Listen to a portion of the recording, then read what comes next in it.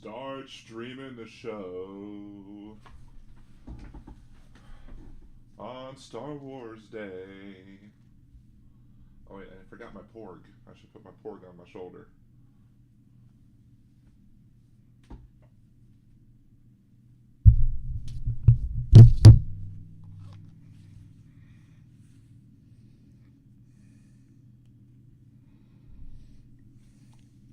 There we go. Got my porg on my shoulder. It's showing a little better than it did during my work trivia. So we are starting soon. Let's go ahead and share this to Twitter. We're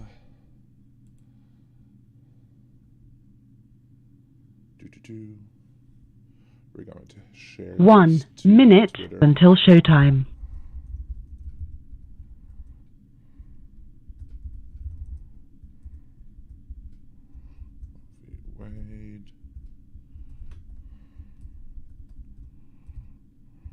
Wade.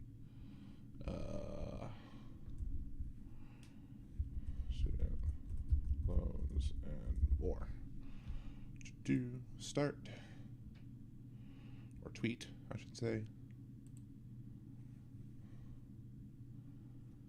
And good, we got some more retweets going on.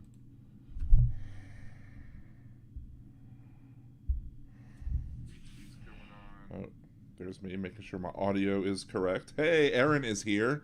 Thank you, Aaron, for joining us on the show. It will be officially starting in a few seconds, but appreciate you joining up. Wes, also, yes. Your very show will happy go to see live you. in 5 seconds. 4, 3, 2, 1. Using gerrymandering, voter suppression, and other nefarious tactics, the Republican Party has manipulated our electoral system to maintain as much control as possible despite being a party in the minority. Liberal Dan Radio seeks to change that, and I need your help in doing so. Liberal Dan Radio has partnered with Levelfield to help us use tools that are typically only available to big money donors. When you go to stopthecoup.liberaldan.com and make your contribution, it will encourage other voters to reach out to their legislators to pass legislation to stop gerrymandering and voter suppression, and target elected officials who refuse to protect the vote. Every eligible voter should be able to cast a ballot, and that ballot should have the same power as everyone else. I can't do this alone. I need your help. So please go to stopthecoup.liberaldan.com and make your contribution today.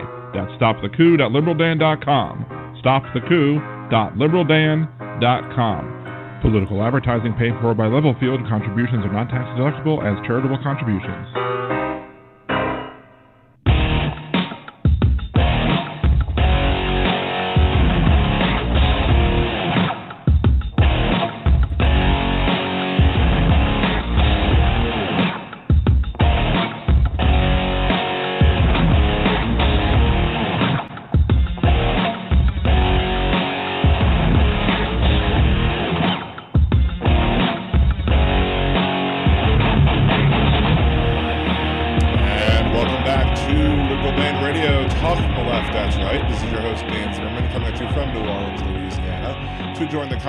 It's 914-803-4131. That is 914-803-4131. You can see that on the blogtalkradio.com/liberaldan page, and you can join us in the chat room there if you would like. You can also join us in chat, which I think most people will be joining the chat on YouTube, youtube.com/liberaldanradio. You can leave your comments in both places, and I'll be making sure to check on those places and responding as well. If you're listening after the live broadcast, you could always leave your comments, questions, concerns, etc. over on the show thread at liberaldan.com, facebook.com/liberaldan, at liberaldanradio on Twitter. And also you can leave comments as well on the comments thread after the show on the YouTube thread as well. Shouts out to all of the sparklers who are currently in the chat room. Thank y'all for rejoining me this week.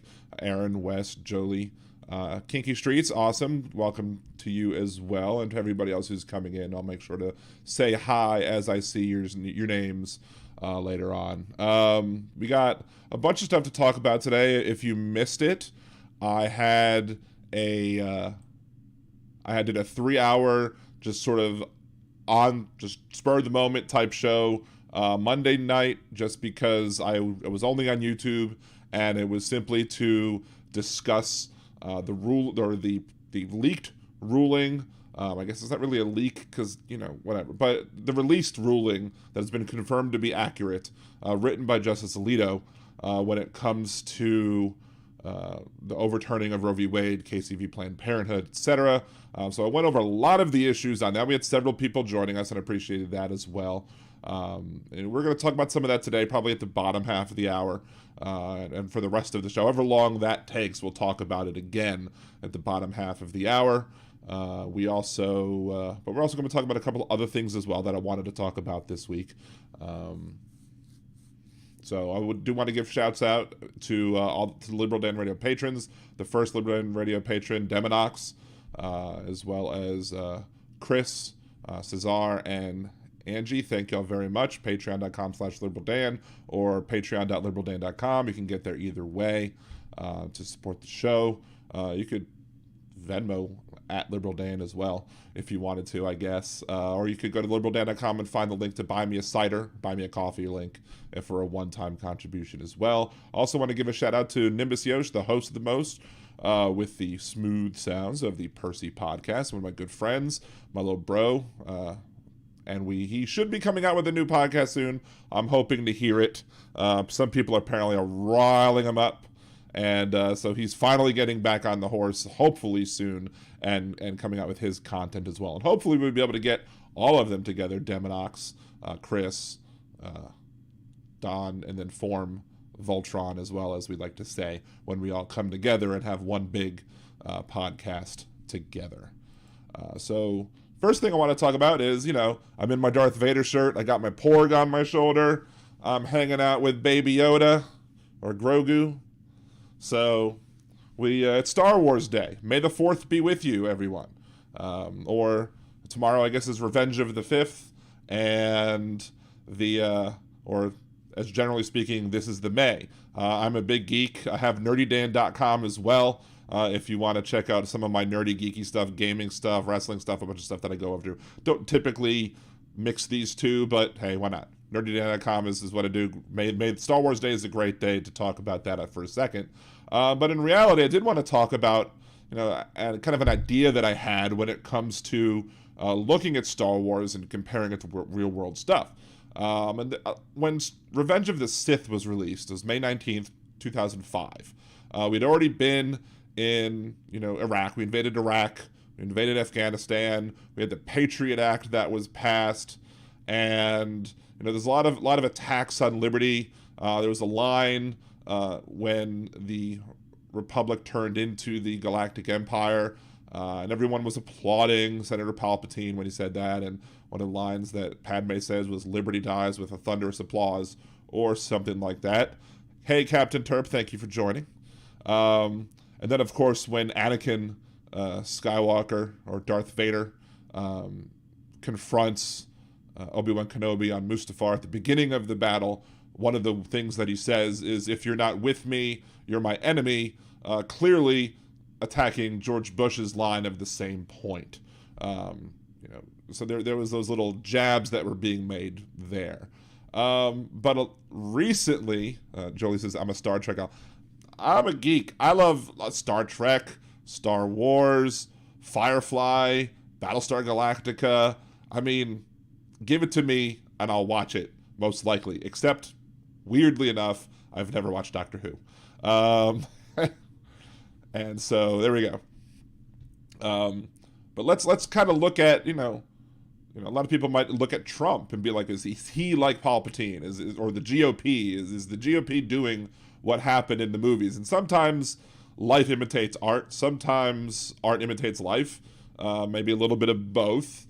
But there was shady maneuvering going on in the Star Wars galaxy. You had, one person who was the backup of Emperor Palpatine, or Palpatine at the time, Darth Maul, then followed by Count Dooku waiting in the wings, but Count Dooku was betrayed, and then you have Anakin Skywalker becoming the apprentice, becoming the other one of the two, because if you watch Star Wars, you've seen that there's the rule of two with the Sith, even though there are other people who are bad who also have Force powers, but I'm not going to go into all that. But so you had, manipulation, backstabbing, allies, being thrown to the wind. Like Liz Cheney, nobody would have told me before 2000. If before 2000 you'd been like, Liz Cheney's one of the good ones of the Republican Party, which put good ones in quotes, I guess. I'd be like, are you freaking kidding me? She's a Cheney. No. And then all of a sudden, oh, well, there you go. She's the one standing up to the tyranny and gets punished for it. In Star Wars, you had the clones. Not that saying we have clones, but it was a secret order creating that. Secret armies. Maybe like the little militias that invaded on January 6th. Trump or Palpatine gave Order 66 for the clones to go attack the Jedi. Trump said that January 6th was going to be wild, and there were other people, basically trying to egg them on, and that spurred the attack on the Capitol on January 6th. Fortunately, that coup was not as successful as the one that took place in the Star Wars galaxy. And then ultimately convincing the government to turn the Republic into an empire for safety and security. Whereas, I can imagine Donald Trump, if he ever wins again, coming up and trying to say, well, we need to make me the emperor for life because that's the only way you're going to be sure to have the person you want who you elected. And then most of his supporters will be like, yeah, let's do that. We want Trump for life. Woohoo! I asked on the regular morning show that I call into, the conservative one, that, what would the host prefer? I gave him two options. I said, look, option A is an election where everybody in the country casts a ballot, and all the ballots are guaranteed to be cast, fairly and correctly. Everybody who votes is supposed to be able to vote, but everybody casts the vote. Or you have the choice of taking Donald Trump as dictator for life. And he, of course, said that he would take the first because they don't want to say the quiet parts out loud. But there's plenty of people out there who would gladly give up the democratic processes that we have in this country in order to maintain and install Donald Trump in for life. And that's why he wanted to pack the courts. That's why he was hoping to be able to pack the court in such a way that would have them rule against the election and keep him in power, or at least kick the election to the Congress so that each state votes by state, and then the House of Representatives would have voted for Donald Trump, and Donald Trump would have been the president had the Supreme Court said this election is null and void. Fortunately, we didn't get that, but we're very fortunate that we didn't get that. And now that we still have the packed court, and of course we're seeing the results of that packed court now, in that we now have a potential ruling, or most likely to be released ruling by June, that's going to overturn Roe v. Wade. And again, we're going to talk about that later on in the show. But I felt like I would have been remiss to not talk about some of the parallels that I see in the Star Wars universe versus what's going on in real life. And let's see. Let's scroll back. Jolie in the chat talking about the shows. Star Trek first, then Battlestar Galactica, then Firefly, then Farscape, then Andromeda, then like 10 other sci-fi shows, then Star Wars. Ouch. And I'm very much looking forward to, I'm very, very much looking forward to Strange New Worlds. I've really loved the Picard series. But I'm also very much looking forward to the Obi-Wan Kenobi, the 6-episode, basically it's 6 episodes, but it's basically an Obi-Wan Kenobi movie. And I'm very much looking forward to that as well. I'm a, I like Marvel, I like DC. I'm just a big nerd. Let's see. Captain Terp. They somehow think that they can unwrite and rewrite history when all the damn libs are gone. Well, they want to be the victors, and then history tends to be written by the people who won. So therefore, even though you still have, I guess the big exception of that would be the Confederacy. The Confederacy managed to continue on pushing for their ideals, even though they lost the war. They still got, they still continue on with Jim Crow. They still continue on with racist policies for a very long time. And and they still want to repeat the lies. The South didn't split because of slavery. No, it was in the Articles of Secession. Every one of them mentioned slavery. At least most of them did, if not all of them. So they love to have this revisionist view on history. We talked a little bit about the hypocrisy of many conservatives when I called in, when Hal was subbing in for the show yesterday on his show. It was neat that I was able to call Hal Sparks and talk to him on his show instead of him calling and me talking to me on mine. That was neat. I really enjoyed that. Hope to do it again when he has another call-in show, and I'm available to do so. But we talked about how you have people who talked about being originalists and textualists, but they're hypocrites because they want to say things. Let's play this clip if I can find it. Where'd I put it? I don't know. Did I not name it? I don't know. I seem to have a problem with clips recently. Let's go ahead. We'll kick it on to our first commercial break. Then we'll come back, take your calls as well. 914-803-4131, 914-803-4131. Also, make sure if you don't want to talk, you can always leave your questions in the chat, and I'll try and make sure to get to those as well. Anyway, after the break, more of Liberal Dan Radio. Talk from the left. That's right.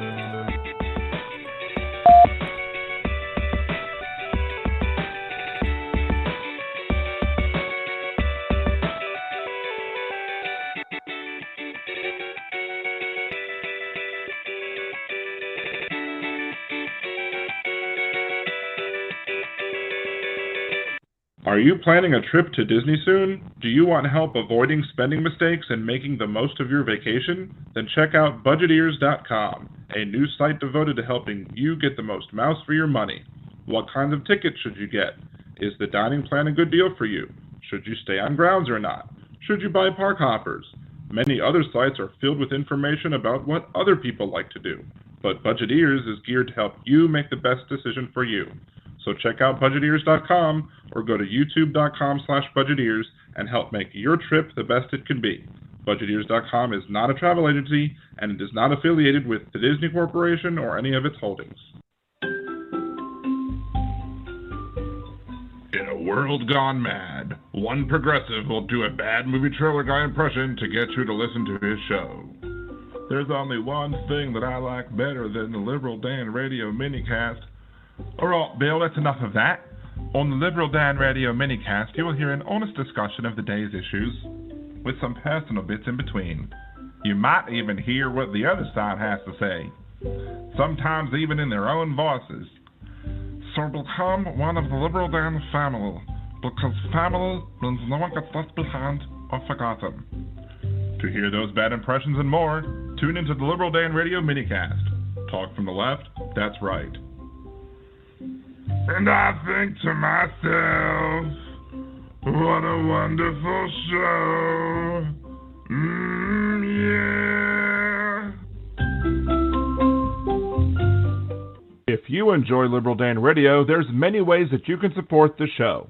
You can subscribe to the YouTube channel. You can like me on Facebook or follow me on Twitter or TikTok. And you can become a Liberal Dan Patreon. For as little as $3 a month, you can get a shout out. Higher levels get the opportunity to vote on what I do next on the podcast, the Minicast, or on YouTube. You can even buy commercial advertising or sponsor bits. So go to patreon.liberaldan.com and support the show today. Hey there, podcast listeners. This is Deminox, host of The World According to Knox. It's time for Season 2, where I take you on another trip through my world. The world of movies, video games, pop culture, and more. Relate them to the world around you. Don't forget to leave a question for Marscat, and find me on Twitter by the handle XDeminox. That's the letter X like X-Men, DEMINOX. Now enjoy the rest of your podcast.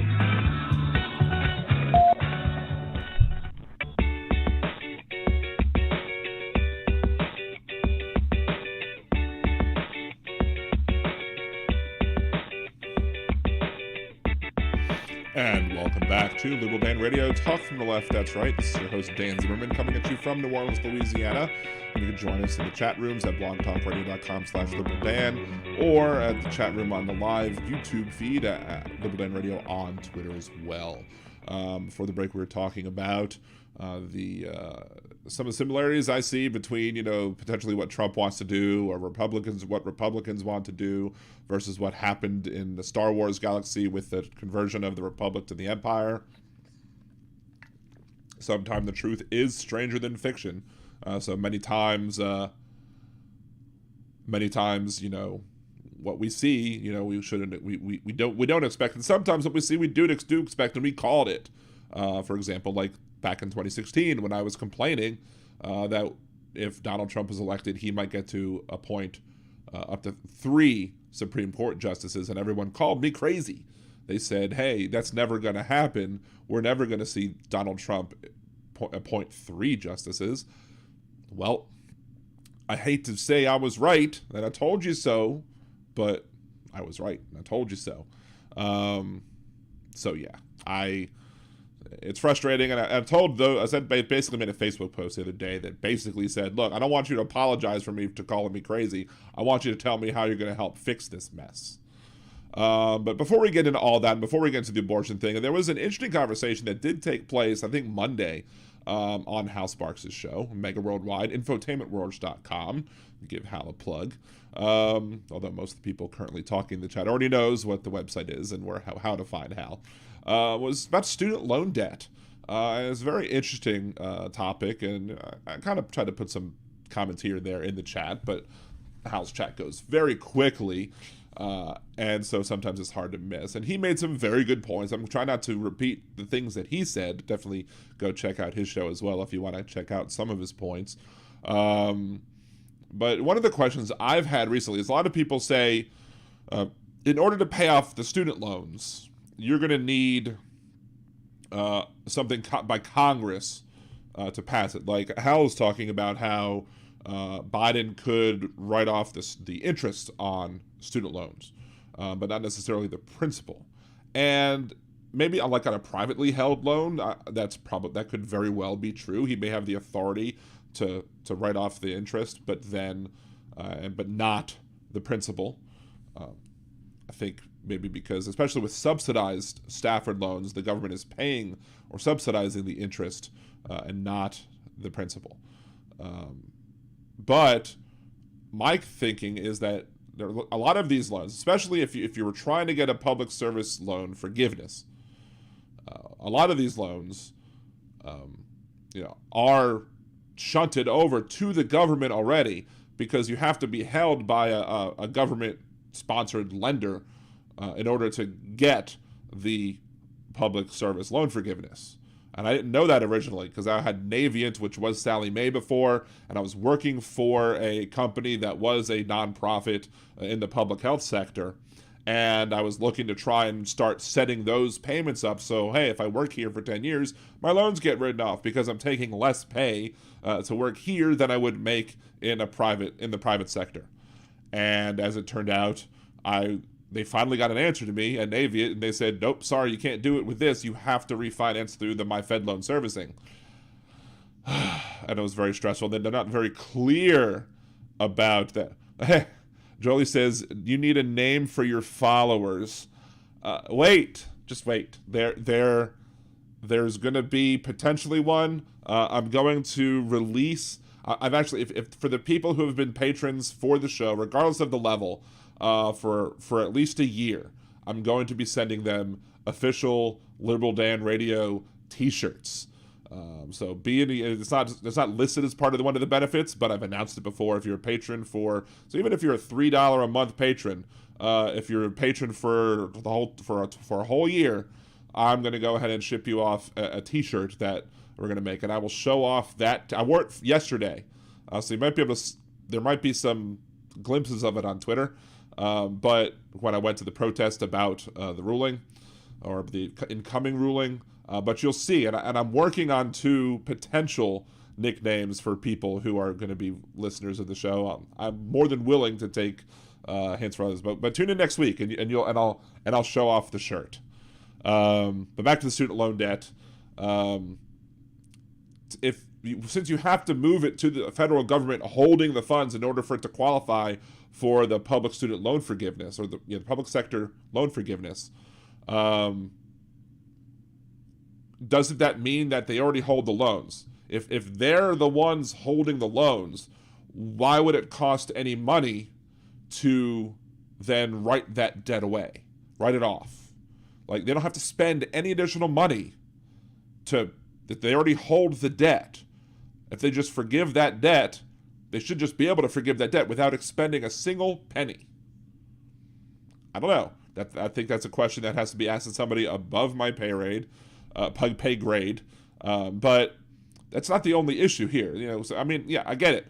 If you want to pay off student loans that are held by like Sallie Mae or maybe other lenders that are private lenders that aren't officially part of the government, then yes, that would probably require an expenditure to forgive those loans. And the Congress would then have to say, yes, we are going to have to pay that off or not pay that off. But there's other issues with student loans that I and other people have dealt with. They did a bait and switch with bankruptcy. If somebody was in such dire straits where they can't survive off of their existing debts, they're allowed to declare bankruptcy. You go to court, you have a judge rule on it, lawyers typically will help you argue this, and you say yes, you can do Chapter 7, Chapter 11, whatever one they opt for you, and you go ahead and your debts all get written away, except for student loans. You didn't used to be that way. It used to be you could write off student loan debt, but I think it was in 2005 when Congress went ahead and said, hey, you're no longer going to be able to write off student loans. So if you were in school before that date, before that law took effect, you took out loans in an environment where you could then write it off if your situation got so desperate that you have to file for bankruptcy. And so they bait and switched it because now when you took the loans, the rules were one thing, then they changed the rules on us for something else. So I would say that if you want to do some form of student loan forgiveness, pass a law that says anybody who declared bankruptcy for loans that were taken out prior to the rule change, you should be able to go ahead and have that debt wiped off as well. Or basically refiling their bankruptcy or something. There's some discussions about public service loans, who should get it and who shouldn't get it. I'm more likely to be sympathetic to the idea that maybe doctors making a bunch of money but still working for a nonprofit maybe shouldn't qualify for it, and maybe other people who are working in nonprofits who are making less than they could, maybe those people should be able to get it. But how do you do that? How do you make sure that the people who should be getting it are getting it and the people who shouldn't be getting aren't getting it? That probably means when you do that, you're going to get some people who are benefiting who maybe shouldn't benefit from it, but it's better to have too many of those than not enough people who should be benefiting from it. How do you make that calculation? Again, I don't know that one, but it's something that needs to be taken into consideration. Finally, how do you make it better? Because, for example, if you clear off every single student loan debt on the planet, what happens then? How do you then don't want to allow people to continue having to generate the debt and going into that much debt because it's just a Band-Aid. It doesn't fix the festering wound that is our educational system. One of the ideas that I had was we use funds every year to subsidize Stafford and Perkins loans, and perhaps the funds that went to subsidize those loans could then help pay for tuition for people, as an example. We have a bunch of still people talking about nerd stuff, and that's fine. We'll go back and talk more nerd stuff later if we want to.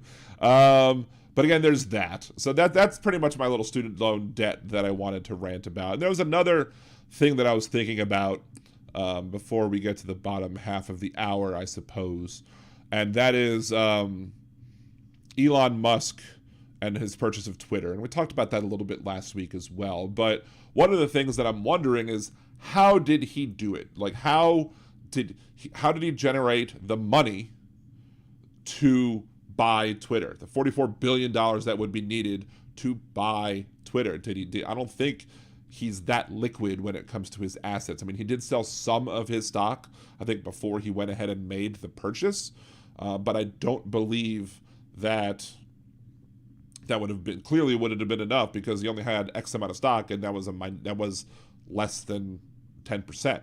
So if he had less than 10% currently, then he would need more liquidity than that in order to be able to buy it. I'm sure he's liquid, very liquid, but I don't know if he was $44 billion liquid, which makes me wonder.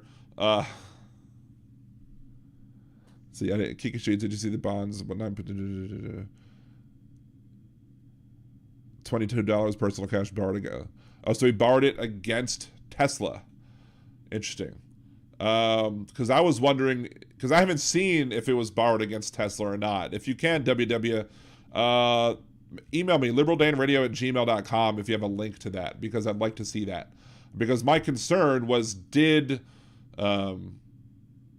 he leverage Twitter's equity in a leveraged buyout?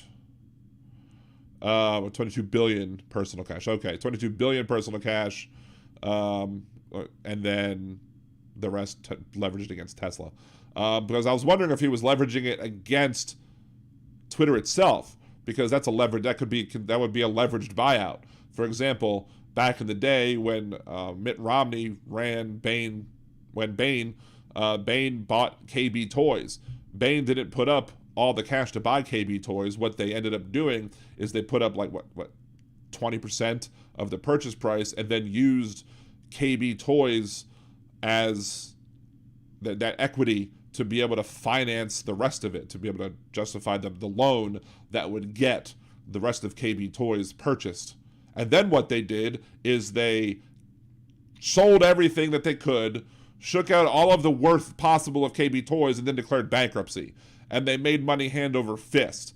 KB Toys goes bankrupt. All that loan that was used to buy KB Toys is now into the ether, because they get the bankruptcy, and bankruptcy made it go away. And the people who ran Bain Capital made money hand over fist, made tons of profits over something that should be illegal but isn't. So I was wondering how much, you can buy companies with 5% if you leverage out internals, is what Hide in the Shadows says. And I think kind of that's what I'm doing. He did sell $8 billion of Tesla, and Jack Dorsey still owns 7% or so. My email is liberaldanradio, all one word, @gmail.com. So the same user ID on YouTube here is my email address. That was my concern with that. Let's see. So last week I tried to play the Words of Redneck Wisdom, and I ended up playing the wrong one. I guess I had uploaded the wrong one. I do have the right one now, so I wanted to go ahead, and we're going to get a bonus Words of Redneck Wisdom this week, because I just wanted to just show how terrible this individual was when he called in to several shows. It's basically like a montage of all of his of several days worth of calls that he made into this morning show. Same guy, and a little bit racist. Oof. But here we go. This is this week's Words of Redneck Wisdom.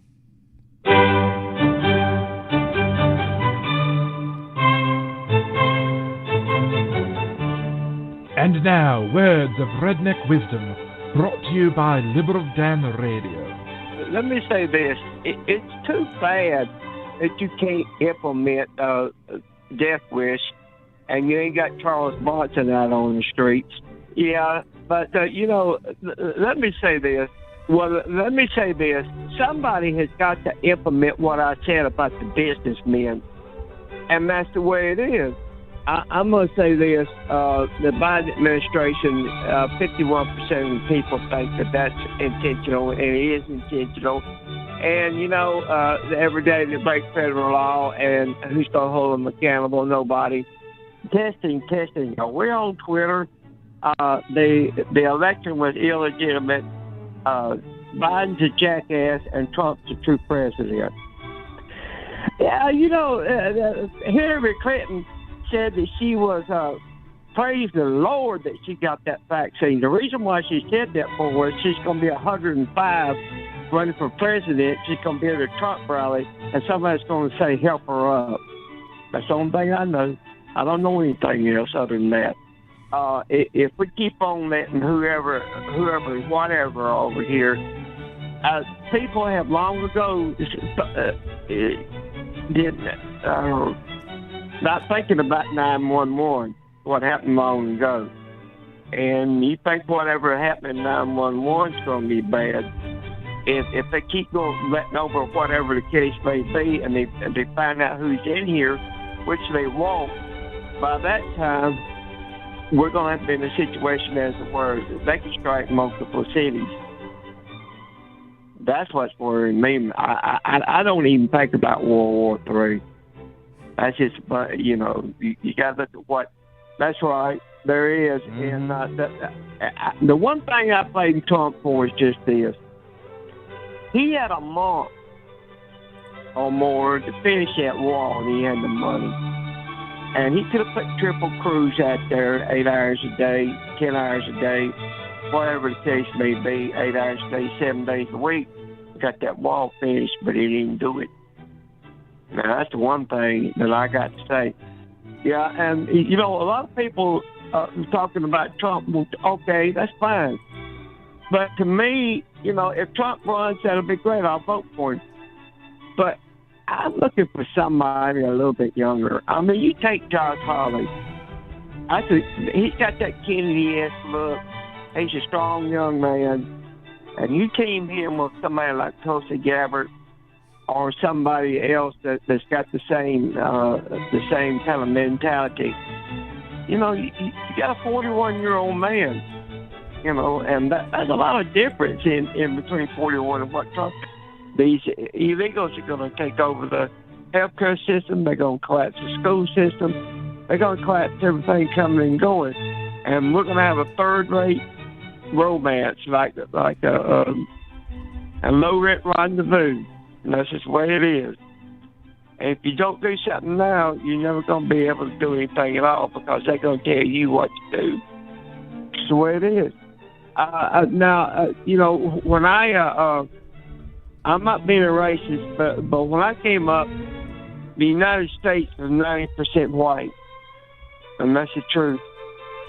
And that's not being racist, that's just facts. And I know we're American pot, that's just the way it is. But the deal is just this, is that you can't let ignorance, you can't let disease, you can't let people come over here just any way that you want to and think that you're going to tame them. And this concludes Words of Redneck Wisdom, brought to you by Liberal Dan Radio. Talk from the left, that's right.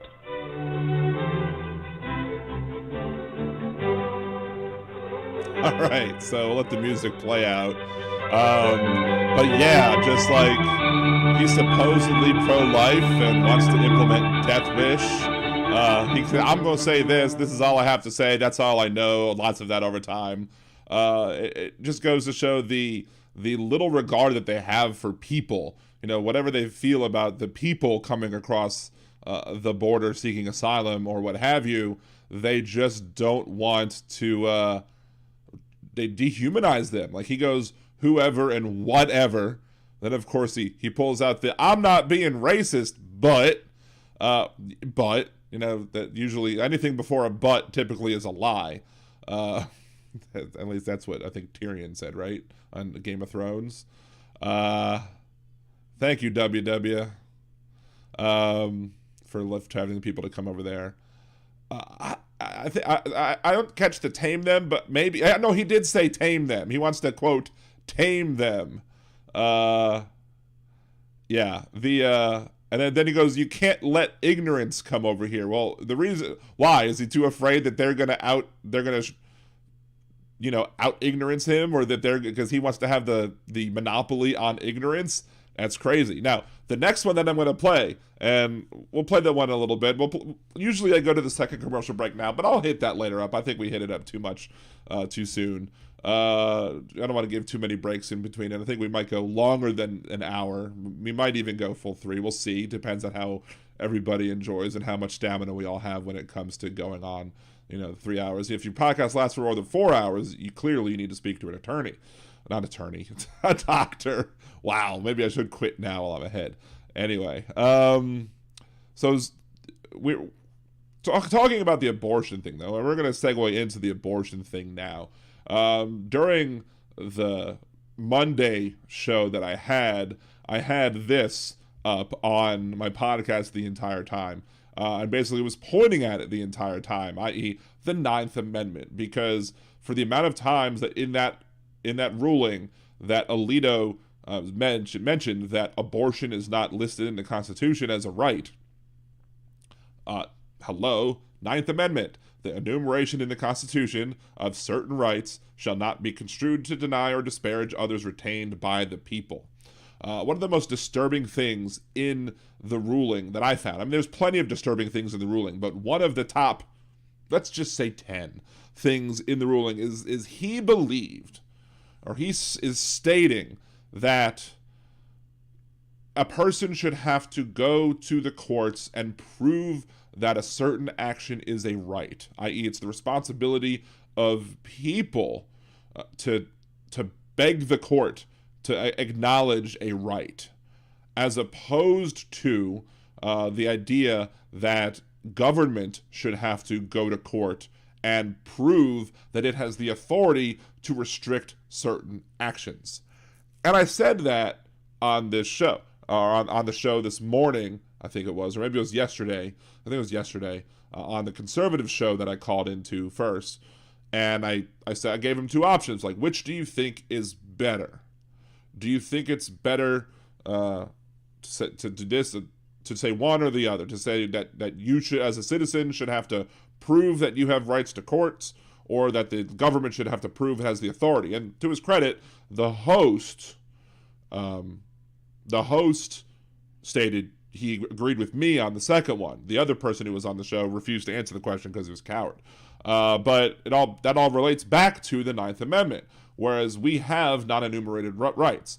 The Constitution clearly states that we have non-enumerated rights. And if you want to go back to the Founding Fathers thinking of the whole thing, some of the Founding Fathers thought the idea of putting a Bill of Rights was silly because nobody should have to state that we have a freedom of speech.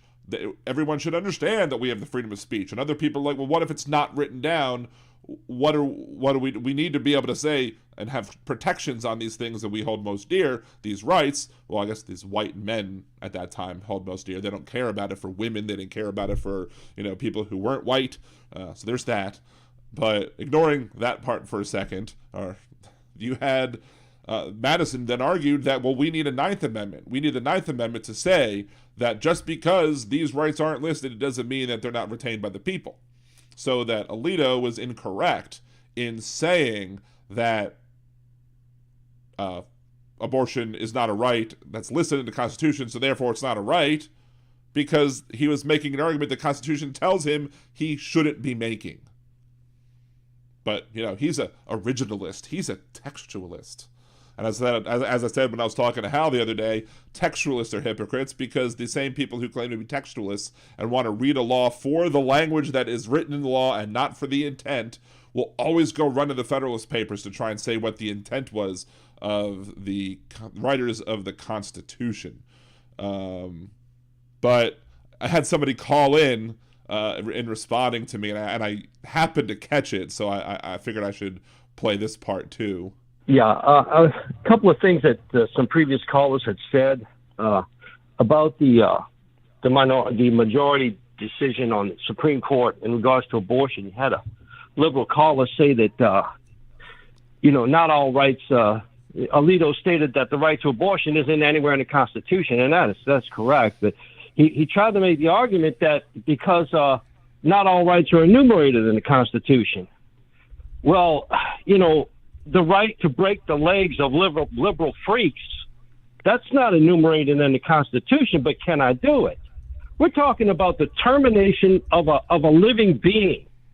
And you're going to make the argument because it's not enumerated in the Constitution, you still have that right? Yep, that's what I'm going to do. I'm going to make the argument that we have rights that are not enumerated in the Constitution because the Ninth Amendment says so. As I said in my rant that I posted to both TikTok, and I posted that one to Facebook as well for my first mini rant, conservatives love to use the Constitution and wipe their own asses with it. So there's that. And, he wants to just know whether or not it's legal for him to, obviously it's not legal for him to break legs, because obviously government has the authority to protect people from other people. That's one of the main roles of government, to protect people and entities from other people and entities. That shouldn't be a difficult concept to understand, although I guess some of his listeners have problems with that. So we're kind of running through the bits through that I've did for this week. So we'll try and get through those, and then we'll kind of go through the law as well as just kind of my thoughts on kind of a more concise version of the thoughts. But and again, one of the things that many of the Supreme Court justices said during their hearings, I think Kavanaugh said that Roe v. Wade is settled law. It's the law of the land. It's settled law. And he clearly stated that. So he clearly lied in his hearing, and that should be a cause for impeachment because he lied under oath. And if it was enough to try and impeach Clinton for lying under oath as to whether or not he obtained oral favors from somebody, it should be enough to get somebody for lying under oath about their job interview. So, but the biggest hypocrite of all of them is... This week's Hypocrite of the Week is Justice Samuel Alito. During his confirmation hearings, Justice Alito said that he supported the idea of stare decisis. In the leaked ruling overturning Roe v. Wade, he tossed stare decisis rules right out the window. Alito has never respected stare decisis. He lied during his confirmation hearings and should be impeached.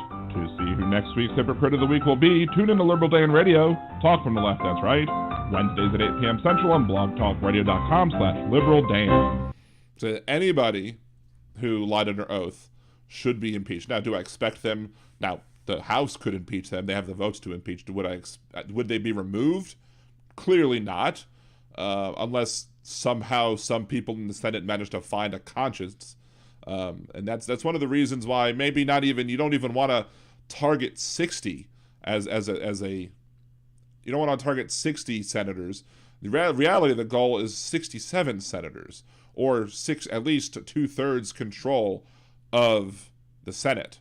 One way you could do that and get control of the Senate and get more votes in the Senate and more of a higher proportion of the votes would be to do things like, admit Washington, D.C. as a state, admit Puerto Rico as a state, although I have a friend who is Puerto Rican, and there's a lot of politics that go on in Puerto Rico for the people who don't want Puerto Rico to be a state, i.e. lots of business interests in Puerto Rico who have advantages when it comes to them not being a state, and they don't want to see them become a state because it'll hurt them business-wise. So there's that issue that you have to deal with when it comes to that. But if we could increase the number of states that would clearly be voting for blue senators, then you would be able to make it much more easily get to 60% with filibusterable issues, and 67% on those issues where you need 2/3. Let's see. W says, "Don't do that either. Then Dan, we like you this way. I've taken CBD." But not full on weed, and watch Doctor Who backwards. Oh, okay. I'm confused about, don't do that either then? It was to me. I don't know what, don't do what then? I don't know. I'm not sure what that said. But, there are many ways. Now, the other way to deal with the Supreme Court and their terrible rulings is to, of course, add more seats. I said during 2020, during those elections, that we could potentially increase the size of the court up to 15. There's nothing in the Constitution that states how big the Supreme Court needs to be. It used to be 7, and it adjusted and went higher and a little bit lower over time. Delano Franklin Roosevelt wanted to make it 15, but he didn't, I guess, go about it the legal way, and so it failed. But I do think that you could do it legally, but you would have to get people like, Manchin on board at currently. And we're not going to get him on board on that. I don't know if we can get Sinema on board on that. So what we need to do is we need to elect more senators, not just give up in the fall, because once you have enough senators so that Manchin loses his power, you can then do things like pass things that don't take filibusters, like, you know, your economic plans, your fiscal plans, and perhaps even on things like the size of the court. Maybe say on judicial matters, we're going to allow the nuclear option to take place without full on going nuclear on everything, because Hal has made the point, and I agree with him at least somewhat, that that potentially you open Pandora's box. Now, they opened Pandora's box when they first pulled the nuclear option, but the Democrats did it first. But who's to say that the Republicans wouldn't have done it eventually? Because clearly they don't keep up with standards at all, as we saw with the standards that they set for you shouldn't get to replace a Supreme Court justice in an election year, so we're not going to let you put up Merrick Garland to the Supreme Court. We're going to deny him a hearing, let the next president decide. Well, then, but Ginsburg dies. Oh, we're going to be hypocrites and ignore ourselves. That's why Senate Minority Leader Mitch McConnell was the hypocrite of the year last year. Daily News is here. Daily News, notice the chat has grown greatly, Daily News. Daily News is one of the OG Liberal Dan Radio listeners. He and his wife have been listening for a while. How's the wife doing, Daily News? Is she getting any better? Is there any improvements in her condition? Unfortunately, thoughts out to Mrs. Daily News, Mrs. Bringing It Boy. She was in a car accident a while back, and so thoughts to you and yours. Some of our conservative listeners, but they've always been nice and kind to me, so I'm nice and kind in turn. WWS says, don't smoke dope. Okay. Well, smoking it is bad. You're supposed to ingest it, aren't you? Aren't you supposed to, use, brownies and gummies and other type of things where you're not putting things into your lungs, but you're just getting the effect of the cannabinoids? I have noticed a difference once taking the CBD oils. And the dosage of stuff that I'm getting is, I think it's $1 a dose or something, which is apparently pretty good when talking to other people who take CBD oil as well. Let's see. Trying to go through the chat to see what I may have missed.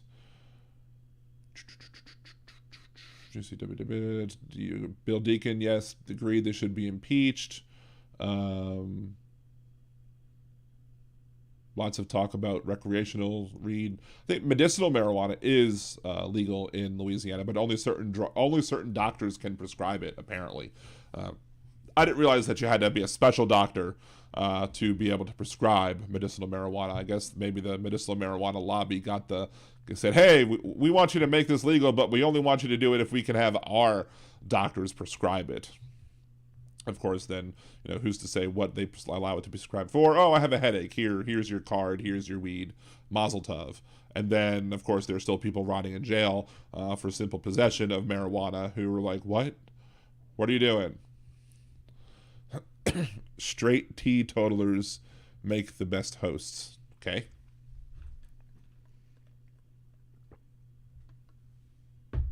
Let's see. Now, I've had contact highs before. Go to concerts, and I went to the Primus concert. That's why I had to have Hal on the show last week on Thursday, was because last Wednesday I went to the Primus concert, and despite it being an indoor venue, there were plenty of people who were smoking marijuana around us, and I was a little bit hungry after the show. I had a little bit of the munchies after the show, I'm not gonna lie. So Kiki Street's couple surgeries on my knee got me prescription. My knee's been hurting me recently, and that's why I tried the CBD to see if that would work. But we'll see. I don't know if I'm going to need surgery or not. I've been doing stretching, and the stretching seems to have worked because I listen to my doctor when he tells me to do things, except for the fact that, could lose a little bit of weight. I've been getting lots on TikTok. I've been making videos, and TikTok's a terrible place. I know Hal says don't do it because of malware and everything, but I'm trying to grow the brand, so trying to throw spaghetti at the wall and see what hits. But a lot of people will come on TikTok and be like, oh, you're fat. Basically, instead of arguing the points, they're like, oh, how about you eat a donut? It's a WW. I always have the munchies. One would say that I probably have the munchies as well. Well, Captain Terp, the reason that I went to go see the Primus concert is because this current tour that they're on, and they started it, or they launched it back in 2020 before the pandemic when I bought the tickets.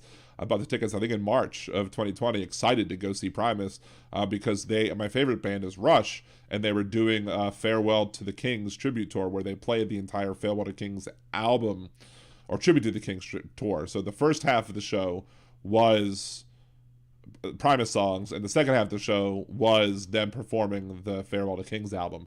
But Primus didn't even play Jerry is a race car driver or Winona's Big Brown Beaver. I'm like, what the hell? And we talked about that a little bit last week as well, with how that there was no there was no playing of the popular songs that you would normally hear when you're listening to Primus, when you know of Primus, when you've heard of Primus. Now they did play My Name is Mud, but I don't think that was as big as Jerry's a Race Car Driver or Winona's Big Brown Beaver. Let's see, Primus were on my stage at my first big day out festival, like touring Lollapalooza down under. Cool. Kika Street, seen Rush a few times, a couple times at MSG. Yeah, I've seen Rush. I saw once when I was living in Maryland. I saw several times here in New Orleans. I saw them once in Florida because we were going to Disney World, and they were not planning to stop in New Orleans in that current leg of the tour. And I didn't know that they were going to be going to New Orleans, so we're like, oh, well, they're going to be in Tampa the week we're there at Disney World, so let's just go ahead and go see the Rush concert first and then go to Disney. Then, of course, we get back from Disney that week and then say, oh, they're coming to New Orleans. I guess I get to go see them again. So I've seen them a bunch. Let's see, E-Flexa injections in the knee, at least 6 months insurance covers it. I'll see about that. I think he's sending me to my regular primary care physician is leaving.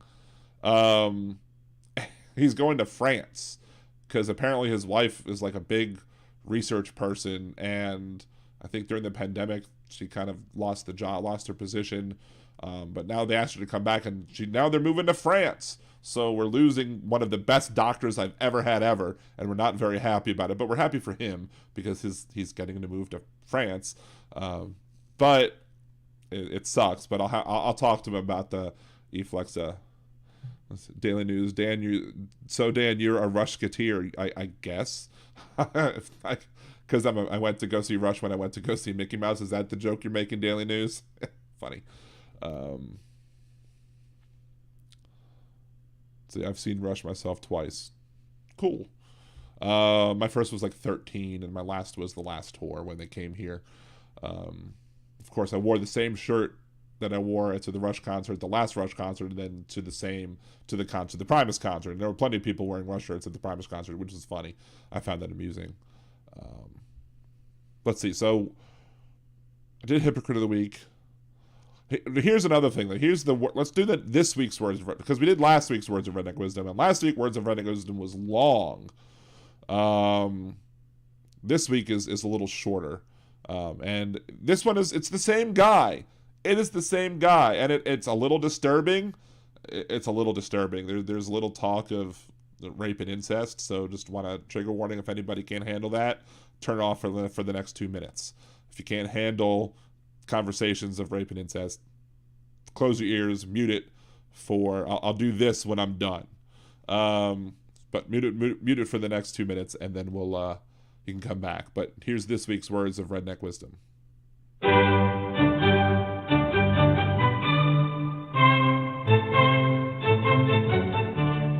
And now, words of Redneck Wisdom, brought to you by Liberal Dan Radio.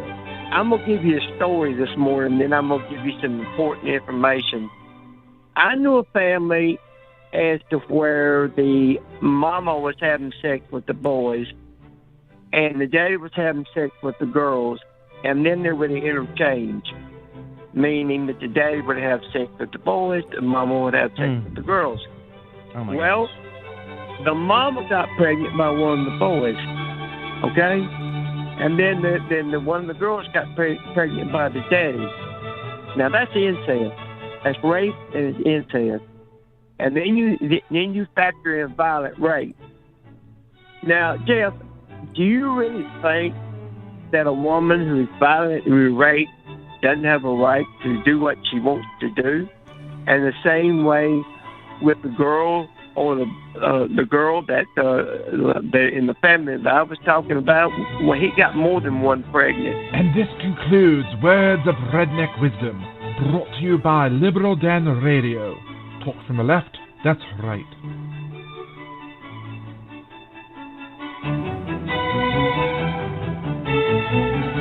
So I made the point thing if anybody had to turn away because they didn't want to hear about rape and incest. It's done. We're just going to talk through the end of the music again. Anyway, so but basically, I was listening in the car, and I heard him talking about these horrible situations that took place, and all of a sudden, then for him to go, you don't think that a woman in that situation should have the right to control what happens to her body? And I'm like, what? I couldn't believe that that this person who has found such horrible things had at least a little bit of empathy in him to say people in these circumstances should be able to have control over their own body. Now, it is my policy, my position, that abortion should be readily available 100%, 100%, no exceptions. Government shouldn't get in the way, because they'll get into that in a second. But the fact that he was like, they should be able to take care of that, and the law shouldn't stop them from doing that. I'm like, well, of course the host was like, well, that's just a minimum of cases. That's only minor cases that have to deal with those things. And I'm like, when people underreport such things, you can't really know what percentage it is. Just put it like that. Since I did the thing, I don't want to talk too much about it. But when certain things are underreported, you can't know what the percentages are of who's getting it for this reason, who's getting it for that reason. Really, the reason shouldn't matter. None of my business. None of government's business. Only the business between the person obtaining the abortion and the doctor. That's my stance, and I'm sticking to it. And people will throw out the straw man of, well, people are getting abortions in the third trimester. Okay. The people who are getting abortions in the third trimester are the people who want to gestate to term and want to have a child. This is not an example of it's unlikely to be an unplanned pregnancy. It is definitely a wanted pregnancy because they've waited until the third trimester. But what happens is you have situations that are tragic, like you have a person, maybe preeclampsia comes in and people start getting high blood pressure, and if you allow the pregnancy to go any further, you risk the person who is pregnant dying or being severely injured. And people will say, well, what about that? If that person has other kids, that person's married, that person's has friends, loved ones, family who shouldn't have to lose their loved one, and really it shouldn't even be about that. An individual shouldn't have to lose their own life because the pregnancy that they wanted, and they wanted to continue to term, is threatening their lives or threatening their health. They should be able to handle it and protect themselves. In fact, one of my TikTok videos today, I basically said, look, if, Jewish law, because people want to point to religion a lot of times when it comes to this, Jewish law requires somebody whose life is in danger to get an abortion. There is no choice in Jewish law when it comes to that. Jewish law requires the person to obtain an abortion to save their own lives. So prohibiting abortion in such cases would then be anti-Semitic because you're not allowing Jews to practice their own religion. And then there's the other case of the cruelty of there are people who unfortunately will have pregnancies, and then there'll be fetal abnormalities that will either cause a stillbirth or death immediately after birth, or death at some point soon in the future where that the fetus isn't going to survive. It is absolutely 100% cruel for the state to then say, sorry, you got to gestate to term, you got to go the full 9 months. You can't end this early because we say so. When doing that just lengthens the pain that the people have to go through. They're already going to be upset about the fact that here's, a pregnancy that they wanted to complete. They wanted to have a child. They were looking forward to having a baby.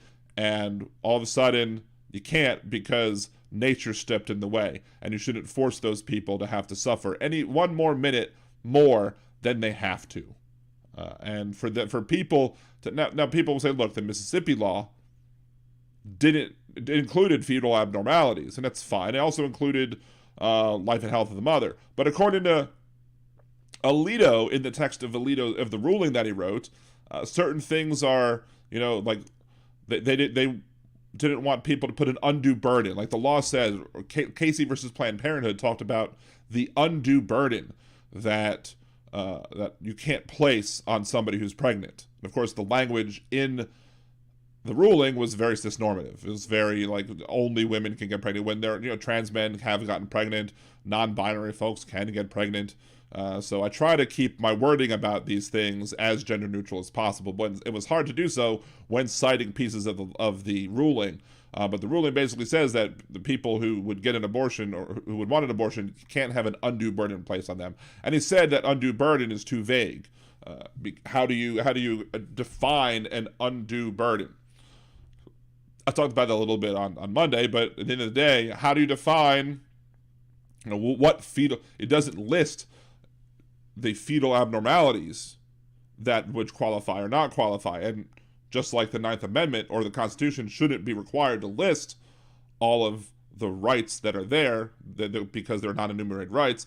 A statement of fetal abnormalities shouldn't have to list all of the fetal abnormalities that it covers, because what if there's a new one that comes up, or one they forgot, one they left out, one that becomes more severe in some cases and they didn't take that into consideration.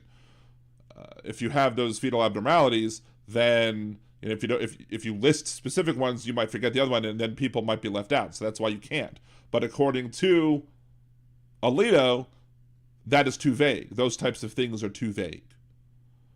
I guess because he thinks the Ninth Amendment is too vague as well, and because it's vague, he likes to ignore it. Let's see. Daily News, accept the gift he chooses you to have. What?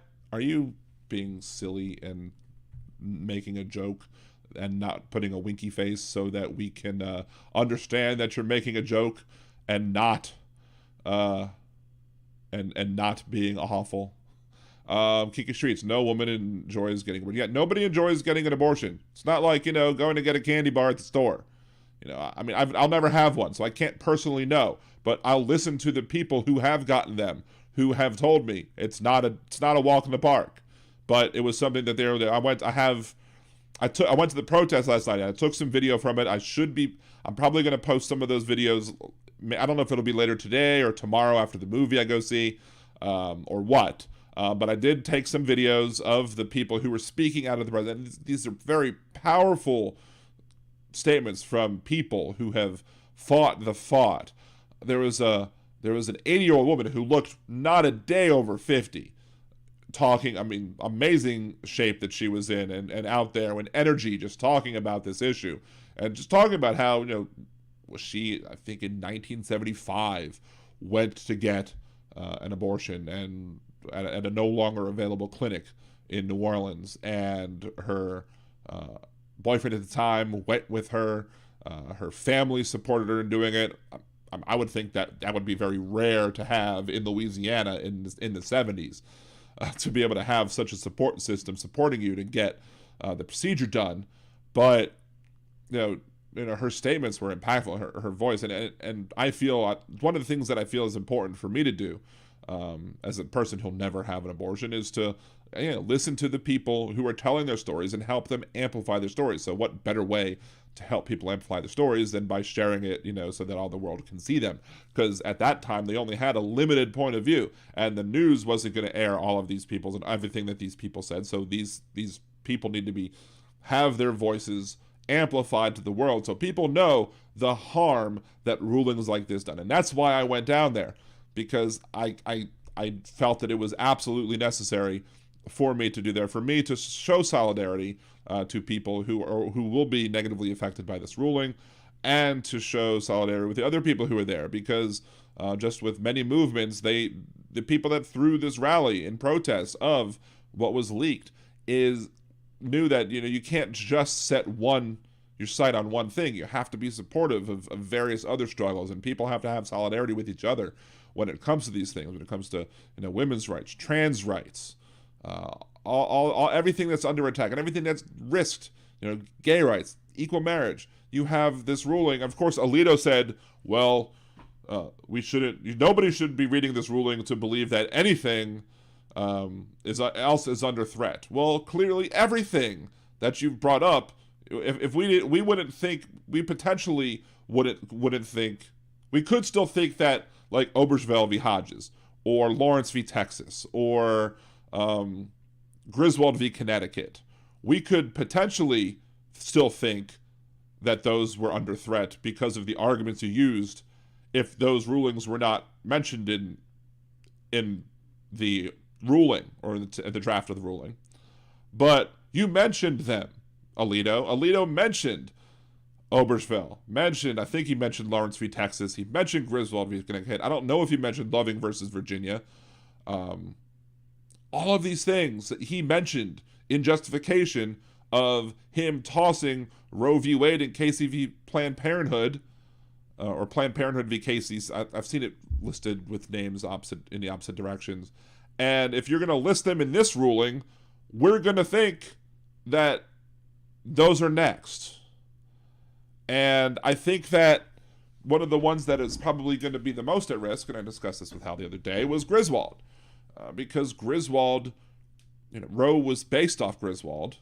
The privacy rights that were protected. And a lot of people say were established, and I don't want to say established, because the privacy rights were established or when you were born. Privacy rights were established for all due time. That people have always had the right to privacy. Now, whether or not the government's respected that right is another story. But rights should be eternal that people have. And this is something that conservatives used to say, but they've dropped that ball. They used to talk about, natural rights and rights not coming from government and everything like that.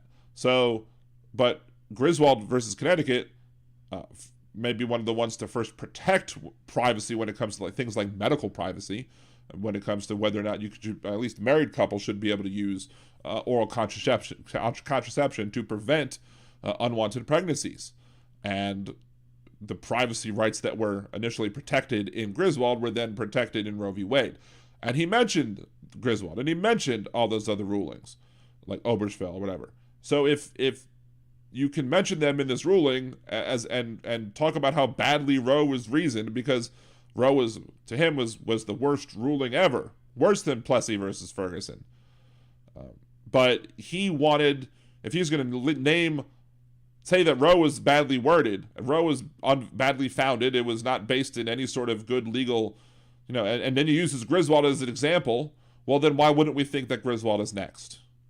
And unfortunately, what Griswold does have its targets, because there are people who believe that birth control pills and the morning after pill are abortifacients, and they're not. There's no evidence to say that a birth control pill will prevent implantation of a fertilized embryo. Now, or that the morning after pill does the same thing. Now, there are people who used to believe that. It used to be the belief that birth control pills prevented fertilization, ovulation, and implantation. 3 things that used to be on the boxes. However, more recent studies and more recent research into it have shown that the third one doesn't exist. They haven't found evidence of the third happening. So if there's no evidence of things happening, then they shouldn't be able to bring that up into court. But as we saw in Hobby Lobby, the Hobby Lobby plaintiffs were able to establish a belief as a fact and then state, we believe that this happens, so therefore we can't provide these pills. Well, sorry, but you shouldn't get to say, I believe this happens and it's against my religion, so therefore I can't give out these pills or fund these pills or whatever. You should be able to say, you should be forced to say, here's the scientific evidence that this happens. And because this happens, that's against our religion, and therefore we shouldn't have to pay. Put pay in quotes, because it's a very important point to remember here when it comes to oral contraception, or when it comes to insurance coverage of oral contraception. And that's this. Your employer doesn't pay any of your insurance costs.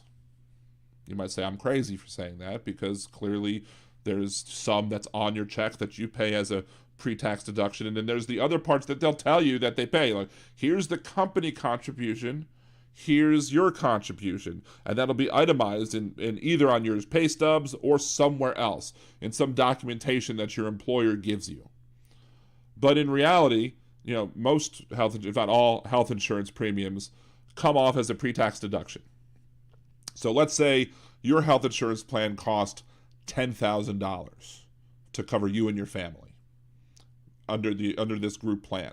Now your employer could say, okay, well, employees are going to pay $5,000 a year towards this plan, and then we'll cover $5,000 a year towards this plan. So then we're going to pay you $45,000, whatever, or let's say that's your pay is $45,000 a year, but there's $5,000 in costs that are not on that paycheck, and you're paying $5,000, so your net pay minus other things, or excluding other things, is $40,000, because you get to write that $5,000 off of your pay.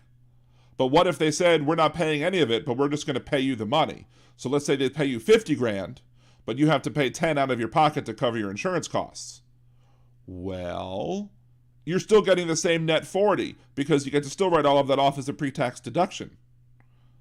Let's say they covered everything and just said, we're just going to pay you $40,000. It's the same thing. They cover all $10,000. In reality, that money, whatever money that they claim to be paying or contributing towards your health insurance, is a cost of hiring you. Your labor and your work as an employee pays for all of those stuff that you get as an employee that's not included on your paycheck. Your labor pays for that.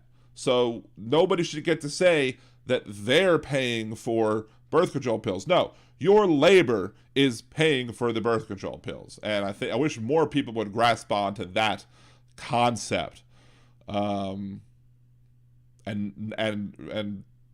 embrace the idea that your labor is what is creating every single benefit that you get. Your employer is providing certain things as benefits because they want to attract employees, but maybe they figure out ways to make it look like, oh, you're getting paid this, but you're getting all of this. No, your work is covering all of those stuff that aren't on your paycheck as well, and employees should come together and embrace that concept and understand that, look, you're not doing me necessarily any favors, because I'm still making the same amount of money if you would have just let me or if you just made me pay it all, but then put the rest on my paycheck because it's a pre-tax deduction. And then if you had a situation, let's say you had a husband and wife, or two spouses, or whatever, who worked at the same business. Both of them, would normally get a family plan individually, but let's say they both work for the same company. Now, if you pay that one couple, those people, $45,000 each for their jobs, or I guess the women would get 70% less because America still sucks when it comes to that. Now, you get paid, let's say they got equality and both got $45,000 because they had the same experience, same whatever, same education. And now the one of the person gets the family plan.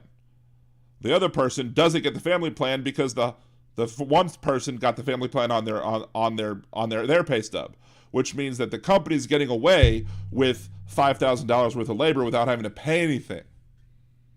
That's why it's better to not see it as, oh, we're giving this to you. You should, every employee should be paid the cost of their employment and then get to write the insurance off as a pre-tax, because in situations where maybe the spouse works for another business and that's insurance is better than the insurance that they have at this business.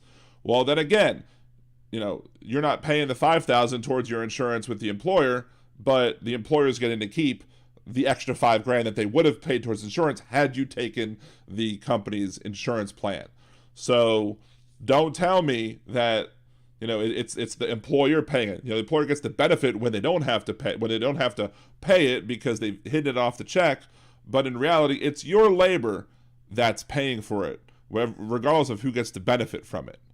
And now your labor is also paying for employee profits, for employer profits or whatever, and that's a whole other story. That's getting more into the the class struggle and worker struggle debates and everything. But in reality, you are always paying for whatever benefits that you get as an employee, and as such, your employer should never be able to say, "Well, I can't pay for birth control pills because it's against my religion." No, I'm paying for them because I work for them. Let's say if my wife needed them, because I wouldn't take a birth control pill, clearly. Unless they made one for men. But, again, patriarchy, the responsibilities and the repercussions of reproduction always falls onto those who have to deliver or who will deliver, and less of it falls on the people who don't have to be burdened with 9 months of gestation. So, oh wait, who brought up Hunter's laptop? Daily News, did you bring up Hunter Biden's laptop?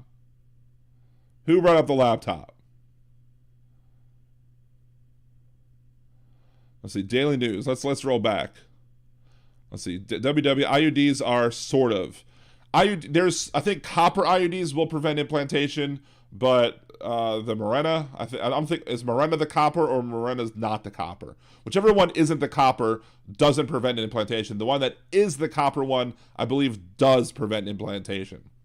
Fine. But still, if you're an employer, and those IUDs are covered as contraception and covered as first dollar coverage, even if you're morally opposed to that copper IUD, which would cause you to potentially prevent embryos from being implanted that are already fertilized, it's still, again, it's my money, not the employer's money that gets it.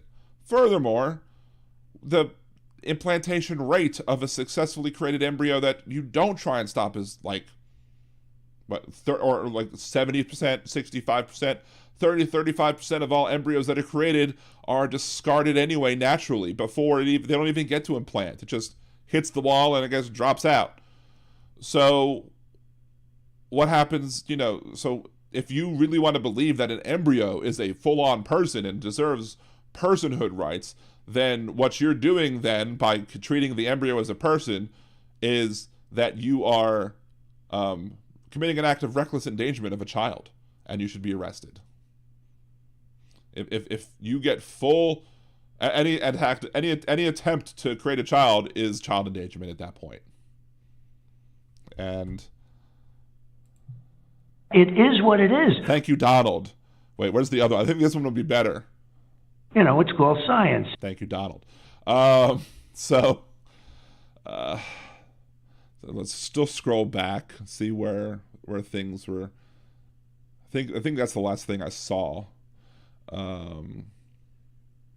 It is these people that are easier to fall victims to belief of conspiracy spin or fake stories about unproven election rigging, COVID cover-ups, denial of coverage. Funny thing about the COVID cover-ups is like the same people will if COVID was supposedly a hoax, then why are you worrying about ivermectin? Why are you worrying about all that stuff?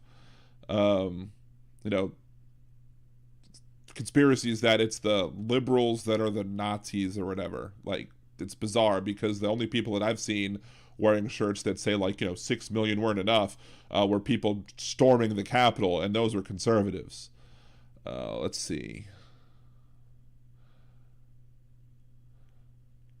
I live in Illinois. We don't have to worry about rights. Anything goes for a price. I guess Chicago, huh, WW? I can only assume that Griswold has nothing to do with lampooning, says Captain Turp. Yep, National Lamp. It's not those Griswolds. At least not that I'm aware of. Let's see. Daily News. Man should not have the right to destroy what God has created. Again, if you believe in a deity, then what God has created when it comes to giving birth, 30%, 35% discarding rate. What does that say? It's not very, there's lots of risk there to the embryo that God created. God apparently didn't care. If God cared about the embryos, then God would make it so that 100% would be implanted and that all pregnancies would be safe, right? Right? I mean, wouldn't that be the case for a loving God? I I mean, Judaism, Jewish law, let's go back to if you want to bring religion into it, Judaism says that the embryo is mere water. Judaism puts some value on the fetus. If you look at Exodus 23, I think it's 23, lines 23 to 25. It's talking about if the two men strife and one of them strikes somebody who's pregnant and cause her fruits to leave her body, i.e. a miscarriage, then there's a monetary fine that's owed. But if he harms the pregnant person in any way, then you punish the person with an eye for an eye. So here is an example of the Bible telling you that the fetus is not the same value as a born person. Furthermore, the only real time that that's just hitting somebody and causing a miscarriage. If the only place that the Bible really discusses abortion is as a test to determine whether or not somebody was unfaithful as a wife. If you test the wife who is believed to be unfaithful by giving her some, bitter water, and if you take the bitter water, which is some form of abortifacient, and it causes the person to miscarry, i.e., you cause an abortion with this bitter water, then the person is deemed to have cheated. But if you don't have a miscarriage, then the person is not deemed to have cheated, which clearly is, flies in the eye of science, because, who's to say it wasn't the husband's? Who's to say it was, if she had an affair, who's to say that the fruits that departed her from the bitter water weren't the fruits of her husband, and the husband's just trying to get out of the marriage that he no longer wants to be in, and instead wants to then force the miscarriage. On the other side of the coin, who's to say that, what if she was cheating and nothing departed because she didn't get pregnant? It doesn't mean she wasn't cheating neither. So clearly that is not a very effective way to determine infidelity, but that's the Bible for you, I suppose. See, Jolie, just like I said, both of my kids are birth control fails. I kept them both because it was my choice. Every woman decides to have the choice. Fun fact, I was conceived while my mom had an IUD. My mom had to have her IUD removed in order to continue on with the pregnancy. But yes, I'm a stubborn SOB, and I was conceived despite the IUD. I was like, haha, screw you. I'm going to be conceived. Your little IUD means nothing to me. Meanwhile, all the people like running to go read their IUD packages now, like,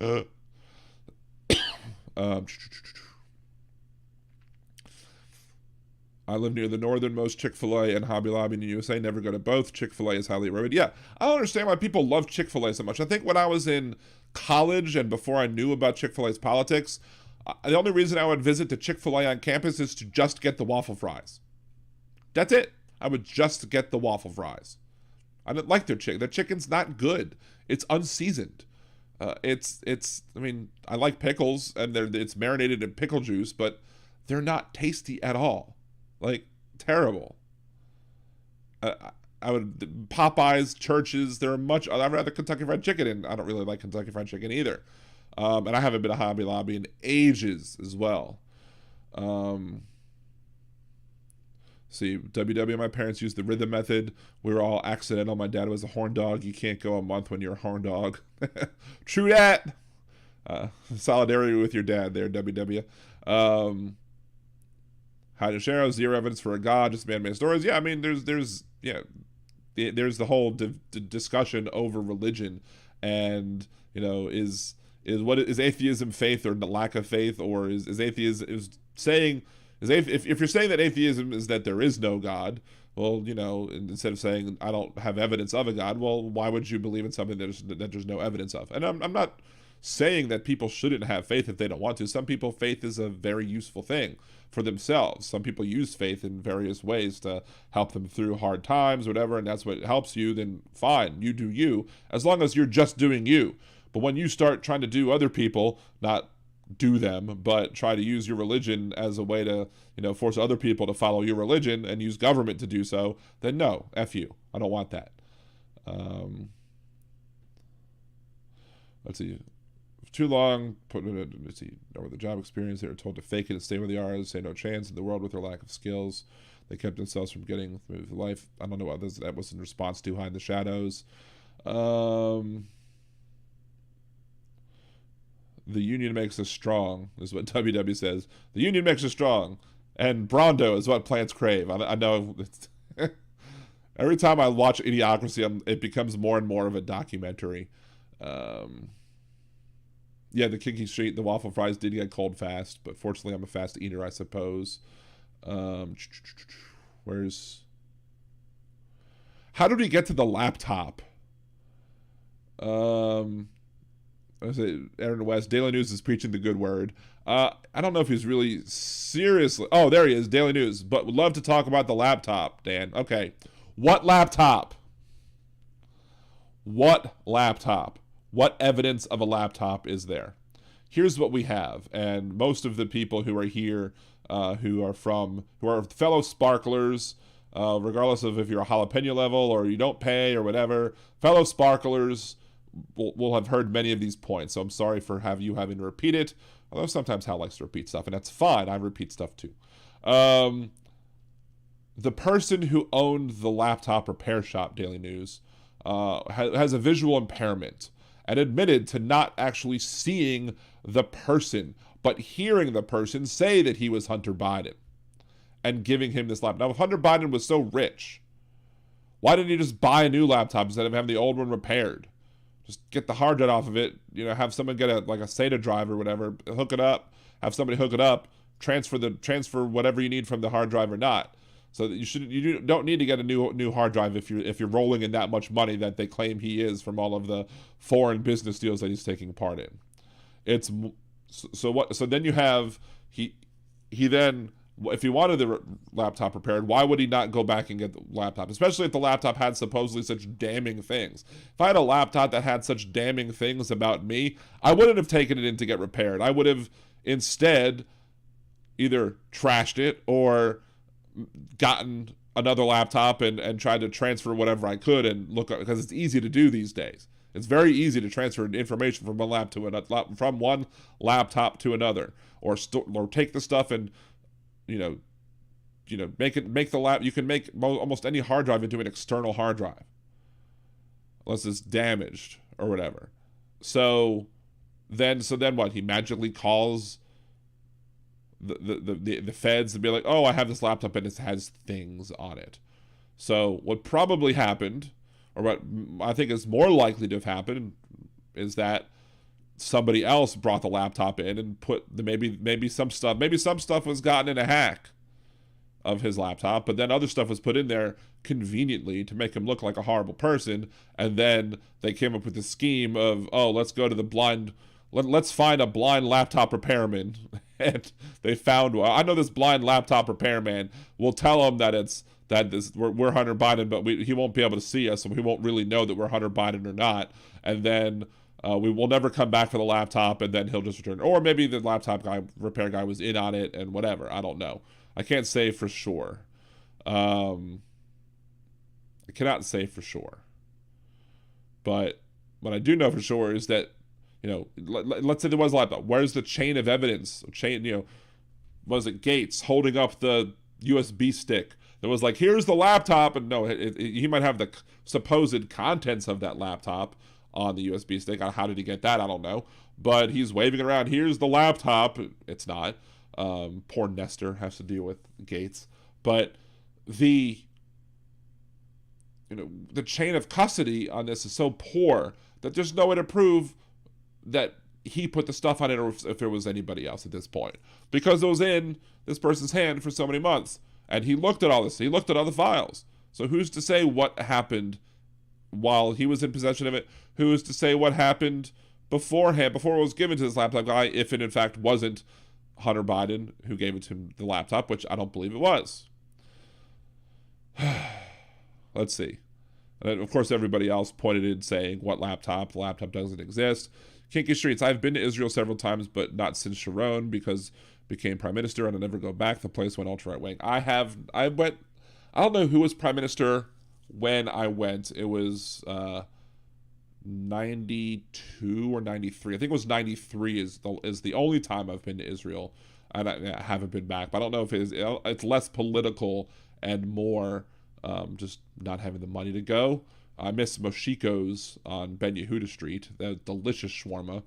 they do shawarma over there. It's infinitely better than any shawarma you can get here in America. I have not found a shawarma place even close. They do lamb shawarma. No, I can find no place that does lamb shawarma here at least in New Orleans or in Baltimore, anywhere else that I've lived. I can't find lamb shawarma anywhere. But, yeah, I haven't been back to Israel since. And ironically enough, Israel is much more conservative than it was, because the problem is in the Middle East is conservatism. I've said that a lot. It's not Israel. It's not Palestinians. It's not the Israeli people. It's not the Palestinian people. It's conservatives. Conservatives in Likud and other conservative parties in Israel fearmonger that the boogeyman's going to get you. Hamas is the conservatives of the Palestinian people. Hamas says that the Israeli boogeymans are going to get you, and so you need to keep us in power. So it's conservatives battling conservatives over religion, and then you have the third set of conservatives, which are American conservatives, who believe that in order for the end times to come, you have to have a bunch of people die in Israel, and then all those people have to be Jews. So that's why they want Israel to be controlled by Jewish people, because in order for their prophecies to come true, a bunch of Jews have to die. And they claim to be friends of Israel, but with friends like that, who needs enemies? And they stoke the fire. They want to push for settlements. They pat the conservative Israeli politicians on the back like, yeah, we support you. And it just, all of them cause the problems that exist in Israel today. If you put more liberal people in charge, people who wouldn't demonize each other, you'd find a solution. But hey, what do I know? Let's see. We put people in padded rooms for hearing voices and say they see invisible people, but when people form a group run with similar stories and zero evidence, they are afforded more rights and free tax status. Yeah, pretty much. Lots of people jumping on the there's no laptop bandwagon, clearly. God kills. He did a lot of killing during the flood. Yeah, one of the people likes to say, Kinky Street said that, one of the people, a lot of people like to say, thou shalt not kill. No, it's not thou shalt not kill. The Hebrew is thou shalt not murder. There's plenty of times in the Bible where God instructed the Israelites to kill people. Let's see. They're not conservatives. They're right-wing, white supremacist extremists. I mean, they label themselves as conservatives. They're big C conservatives, BP. But they're the conservative party of our political country. That's for sure. So Kiki Streets, I never think about messing around on my wife, but I can read about it in the Bible, LOL, and it's not the Bible that prevents me from fooling around on my wife. Exactly. I mean, but here, that's one of the things that one of the things that I say is I'm fine with people who need religion to keep them on the straight and narrow. If you need the threat of eternal damnation to keep you from murdering people or, assaulting them or violating their body autonomy, if you need the Bible to keep you from doing drugs or whatever it is you feel is sinful, fine. I'm glad your faith helps you not do things that are bad. Now, I think it's more moral to, I think it's more a better example of morality to do the right thing because you're doing the right thing. Just like the story, I'm going to paraphrase this badly, but there's a story in Jewish tradition where somebody is in Hebrew University. They're studying, I guess, to be a rabbi. And it's one of the extremist, extremely religious, extremely observant branch of Judaism that this school is a part of. And the student walks up to the rabbi and says, "Rabbi, can you explain why God made an atheist? Or why God has made atheists?"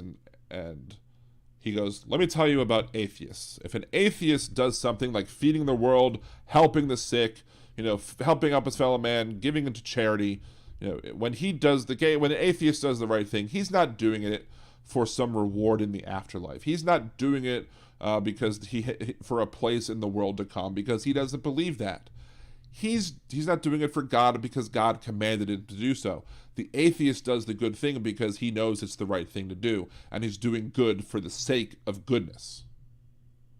So you better be good for goodness sake now. So he then says, so when it comes time for you to help somebody, and somebody needs help and you come across them, don't ask God what to do. Be like the atheist and help the person yourself. So I think, from that is I think it's more moral to do something because it's the right thing to do, and not because either as a Jewish person you're anticipating a spot in the world to come, or as a Christian person you're seeking to avoid eternal damnation, or whatever your religious beliefs are that might have some bad result if you don't do the right things.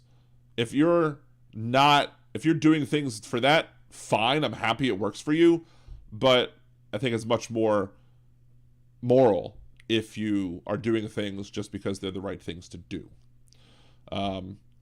People want to say, well, if you raise your kids without religion, how are they going to learn lessons of right and wrong? Well, have them watch Willy Wonka and the Chocolate Factory. You see what happens to all the bad kids, and you see what happens to the kid that decides to do something good. The kid that does something good does the good thing, even though he doesn't believe he's going to get the reward at the end.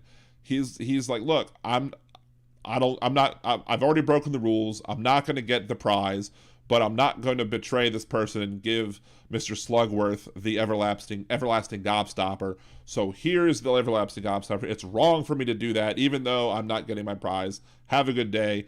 And then Willy Wonka says, yes, you win because you've proven that you did the right thing despite not having any reward for doing so. So you can get good moral lessons from anything. Well, many things, not everything. Let's see. WW, racists are not Christians, says WW.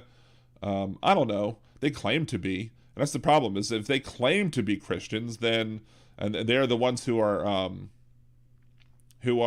acting in the name of Christianity, then if they're the ones who have control as Christians, then does it matter that they're really not following their religious beliefs? I don't know.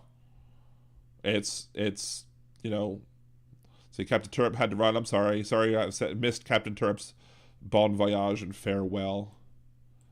Let's just see. Something about 15 concurrent viewers. I lost my page. Nope, that's not the right one. That's the right one.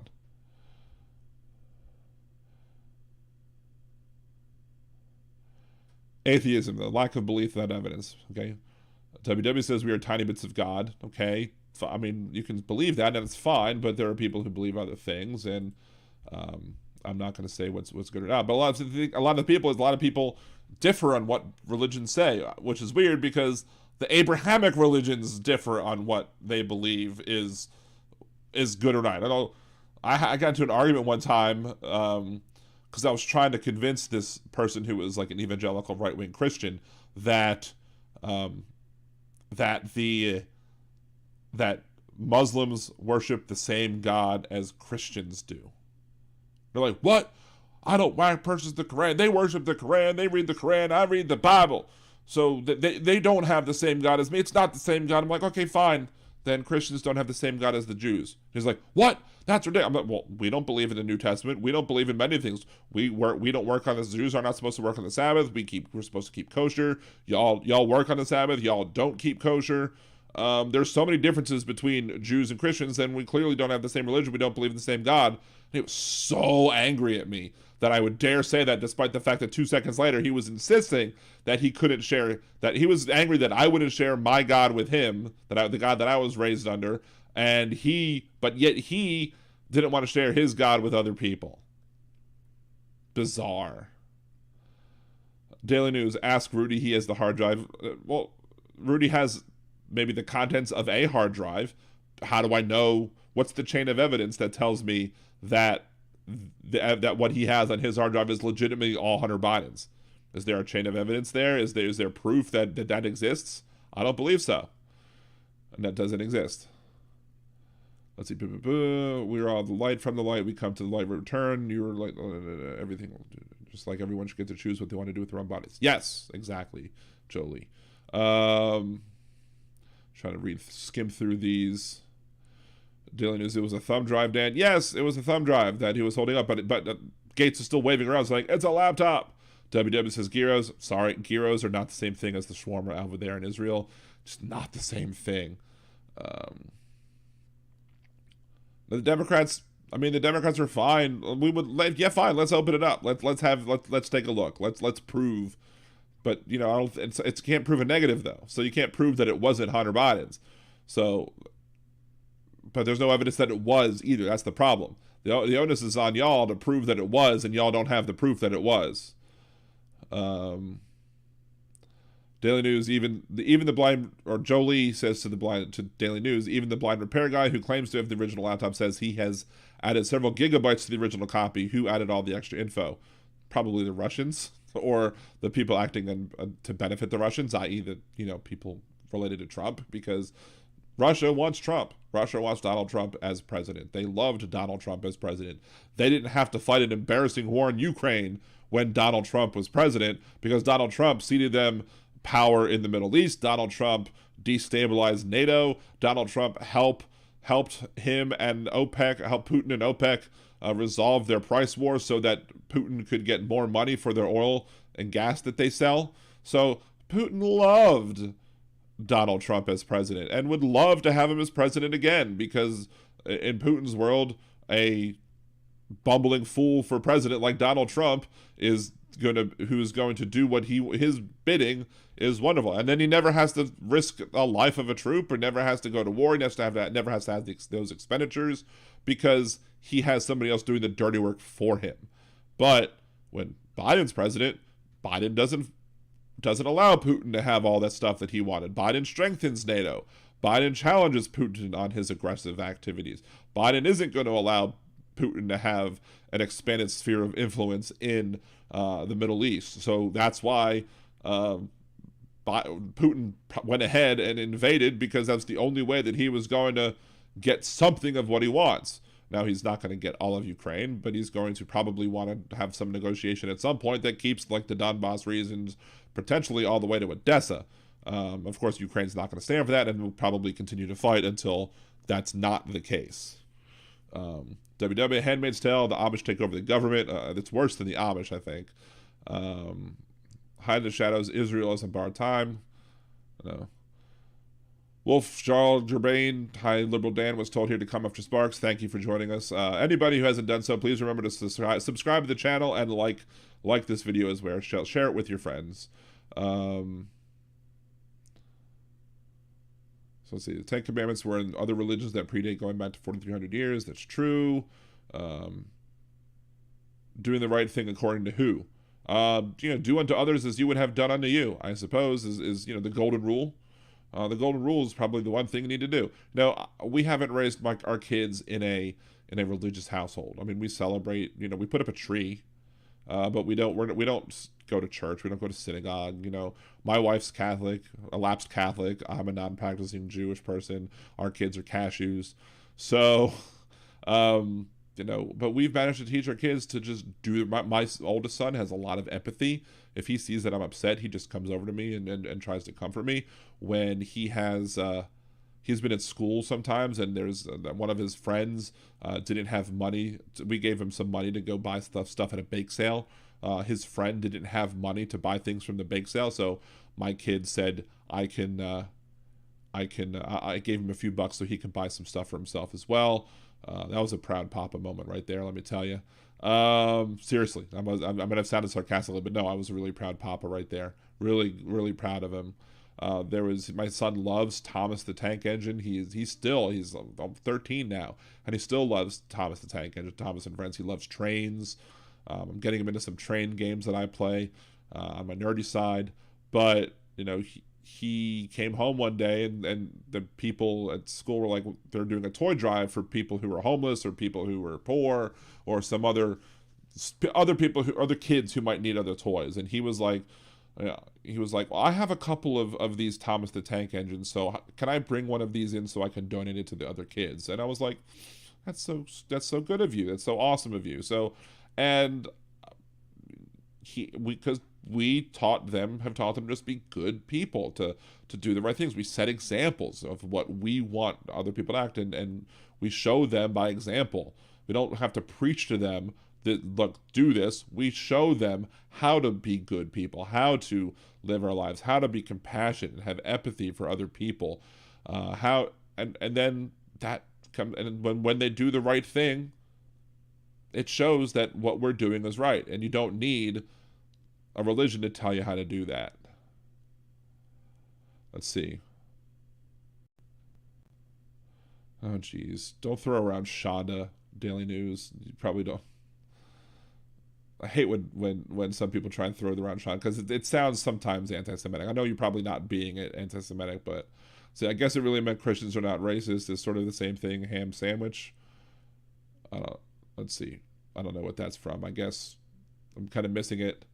One of my jokes is that the only reason Jesus became Christian is because he wanted to eat bacon on Yom Kippur. Jolie taught my kids karma. You put energy into the world, energy comes back to you. You put bad energy in the world, bad energy comes to you. Yep. Oh, that's what Dan is such a Shonda. What you're saying? Shonda is like a shame, to anybody who doesn't know. It's like such a shame you're saying about such a good word, oy vey. So he's trying to be Jewish. WW, I have lots of family who think like you. Awesome. or should I say poor family, or poor you? I don't know. Is that a good or a bad thing? Hide the shadows. Should also get away from teaching your kids to respect their elders. That's BS respect to those respect you. I've seen so many people in my age and other plan BS. Yeah, and it's just like, I don't tell my kids they have to hug anybody. Like, it used to be like, oh, hug your grandparents, hug your this, hug your that. No, if you don't want to hug, you don't have to hug. And sometimes my oldest will complain that Henry won't give me a hug, and I'll use that as a moment. Well, Henry doesn't have to give you a hug if he doesn't want to give you a hug, because that's his right to not be hugged when he doesn't want to be hugged. When he wants to hug, he can let you know, and you can ask him if he wants a hug, and he can tell you if he wants a hug or not. If he does want a hug, you can hug him, and if he doesn't want to hug, you don't hug him. I usually tell him, if you want a hug, you can come hug me, because I can't think of a time where I would reject a hug from my son. But he always can come to me, but if for some reason I don't want to be hugged for whatever reason, I'll tell him that. I'll be like, look, I'm just not in the mood right now, maybe later. But that's never happened. But it's a lesson to teach the children that, if you start tickling them and they don't want to be tickled, you stop tickling them because they don't want to be tickled. I've played this game where with my youngest son, when he was a baby, I was like, when he could speak, do you want to get tickled? He'd be like, yeah, and that would tickle him, and he would laugh. And then, you want another tickle? Be like, yeah, and that'd tickle him, and he would laugh. And then, like, no, you want another tickle? He'd be, no, and so I wouldn't tickle him. And those are the lessons that you can teach your kids. I didn't necessarily learn that much about consent when I went to Hebrew day school. So I went to Hebrew day school for 1st grade to 8th grade. So I used to speak Hebrew fluently. I used to, then I went to, after high school, or during high school, I went after school to take some classes at the local Baltimore Hebrew University. So I actually got some college credits before graduating high school on these courses. And not much in what I, learned in those years. It was more, from the example that my parents set. My mom tried to teach me a certain way of how to be, to make sure that, I respected other people's body autonomy, and that's what we did. I also remember, negative ways. Like, I remember being pissed off because I didn't like it when my aunt would come and visit and then pinch my cheek really hard. And so I thought when I was bar mitzvah, we had all the family came into Baltimore, and I knew it was coming. So my aunt came up to me, and she was like, "It's so nice," and I was like, "It's so nice to see you," blocking my cheeks. But then, of course, later on, I was fixing my tie, and she came up to me and gave me the pinch, and I was like, you suck. But in reality, that's a violation of consent. If I don't want to have my cheek pinched, don't pinch my cheek. That's the lesson that we need to teach our kids, and not that just because they have to hug grandma because she's grandma. They only need to hug grandma or when they want to hug grandma. If they don't want to hug grandma, they don't have to hug grandma or anybody else for that matter. Doesn't matter that you're family. You get to determine how you get touched, and that's hopefully how you teach a generation, especially a generation of young men, how to respect the body autonomy of others. Now, look, there are people who are not men who also do not respect autonomy, who also, I've been in situations where I didn't want to do things as well, and those people weren't. Some people didn't respect my wishes or my concerns either. So, and so not only do we need to teach young men that it's okay, that they need to respect the body autonomy of others, we need to teach young men that others have to respect their body autonomies as well. Because that's how we get in situations where you have like these kids that are, the kids that sleep with the adult teachers, the women. And everyone's like, oh, look, lucky kid. But it's still rape. And we need to teach, they're like, oh, if you were a kid, you would have loved that too. Well, if I was a kid, I didn't have the ability to consent, so it's not my choice in the matter. I don't have the choice. And I shouldn't have the choice. And they're the ones who should be responsible. Regardless of how much I think I might like it as a kid, in reality, it's probably going to do some harm that I don't realize that I'm going to be dealing with as a kid. And as such, it's the responsibility of the adult to make sure it doesn't happen. Again, kids, young men should again be taught both that they have the right, they have the responsibility to respect other people's body autonomy, and they have the right to have their body autonomy respected too.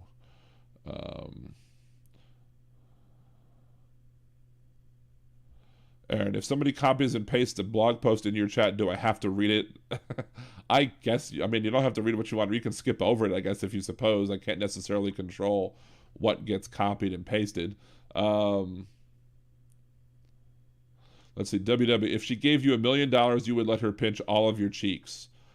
Even the hiney ones, I might have said that, but then again, it's 13. Can't really consent to, my right to consent is wavery at that point, I guess. But it's possible that I might have been happy. I know I got a check from her. That it wasn't $1 million check, that's for sure, because it was my bar mitzvah, and I made money on my bar mitzvah. I got some money. I bought a new computer. It was a 286, big fancy pants 286 that I got with my bar mitzvah money. I can't imagine. I'm sitting here with a laptop and 2 screens and a cell phone that has way more computing power than that little rinky-dink 286 did. I think I played Civilization on it sometimes, or Sim City or something. But yeah, there may be things that, depending on how much money you give me, might alter me. Might alter my decision on what I want to have happen to me. But generally speaking, I wasn't getting money for the pinch, so if I didn't feel like getting the pinch, I probably wouldn't have minded the pinch so much if it would have been so hard. But she didn't want to listen to the fact that I didn't want to be pinched that hard. She just felt that she was entitled to do so, because that's the way that a lot of older people were taught, that they should be able to do anything they want to their kids or to kids, and kids shouldn't have a say in the matter. And the reality is that's toxic, and that teaches people bad lessons.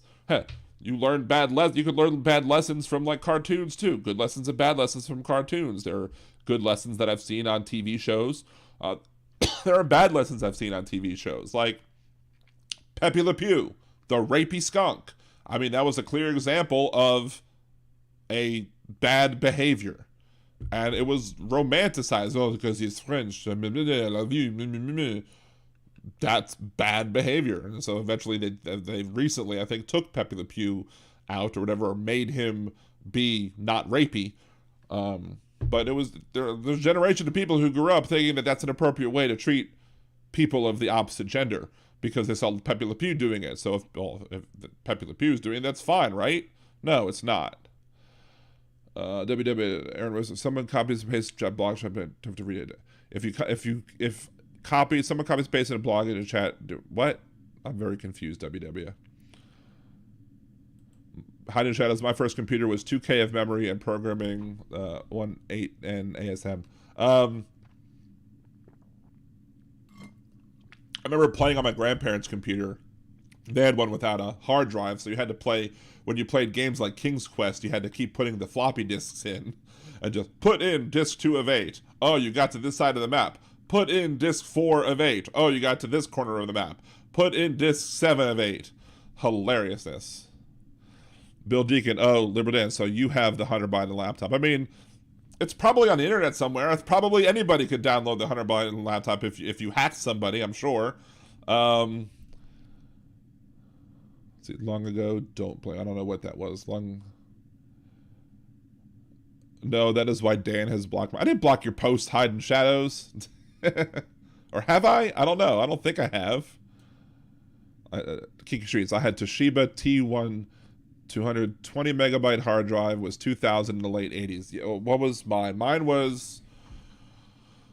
I think mine was a compressed hard drive, so I had 40 megabytes. I don't remember the brand of it, but it was a 286 computer. And I was tempted to wait for the 386, but I got the 286. No, I think the 286 was at that point. And then after I graduated college or high school, I went ahead and got a 486 with my money. And my mom at that time, I remember her going, well, why are you going to get a 486 right now? Because then they might come out with the 586 soon, so why don't you wait for the 586? I was like, yeah, but then if I wait for the 586, you might tell me, well, what about the 686 or the 786? At that time, we didn't know they were just going to go to Pentium, and then that'd be the end of it. 886, 986, 1086, whatever. Meanwhile, I'll be waiting for the next one to come out, and I'll be stuck with this lowly 286. So at some point, you have to jump onto the bandwagon and get the computer. So I went ahead and got the 486 with, I think, 4 megs of RAM, and I forget how big the hard drive was. That might have been the 40 megabyte hard drive. That was in 94 that I got that, and I didn't upgrade my computer then until much later. I think I got it like in an auction. I wound up getting another computer that was a Pentium at that point, and then having to buy some peripherals on top of that. Hide in Shadows. My first computer was tape storage, 2K memory, had to write code in assembly. I've written assembly. I learned assembly when I was at Tulane, and then I switched to UNO because they had a better computer science program. And I took this one class, and I learned some assembly at Tulane, and I took this other class, and he wanted us to write machine code before writing assembly.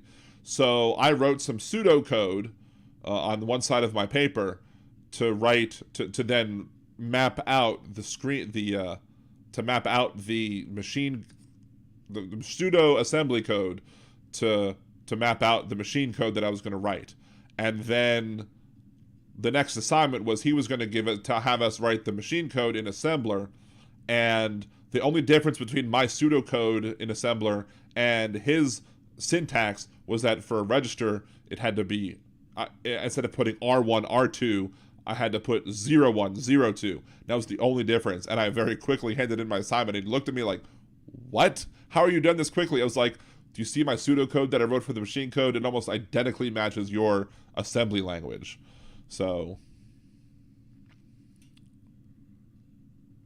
I think I had when I was young and had a quote girlfriend when I was very young. She had a Texas Instruments, a TI-80 or whatever, and we used to go, families would go over to each other's house, and we'd play games on the Texas Instruments. I had some other friends who also had a TI, and eventually I got the TI as well. Wow, we've been 2 hours on this show. It's flown by. Thank you, Sparklers, for helping the chat, helping the show just go by. It's been a fun show so far. And we didn't talk too terribly much about the law. We did talk about Alito and his ridiculousness, but again, several things again, just to kind of repeat and refresh what we talked about when it came to the abortion law. The fact that he repeats himself a bunch of times, he ignores, he plays some lip service to the Ninth Amendment. I can't say that he ignores the Ninth Amendment 100% completely on the text of his draft of the ruling that would overturn Roe v. Wade and Casey v. Planned Parenthood, but even though he plays lip service to it, he doesn't really believe in it, doesn't really believe in the Ninth Amendment, because he still makes the argument of it's not written in the Constitution, so therefore it's not a right, which is not an argument you can make if you respect the Ninth Amendment, because the enumeration in the Constitution of certain rights shall not be construed or to deny or disparage others retained by the people.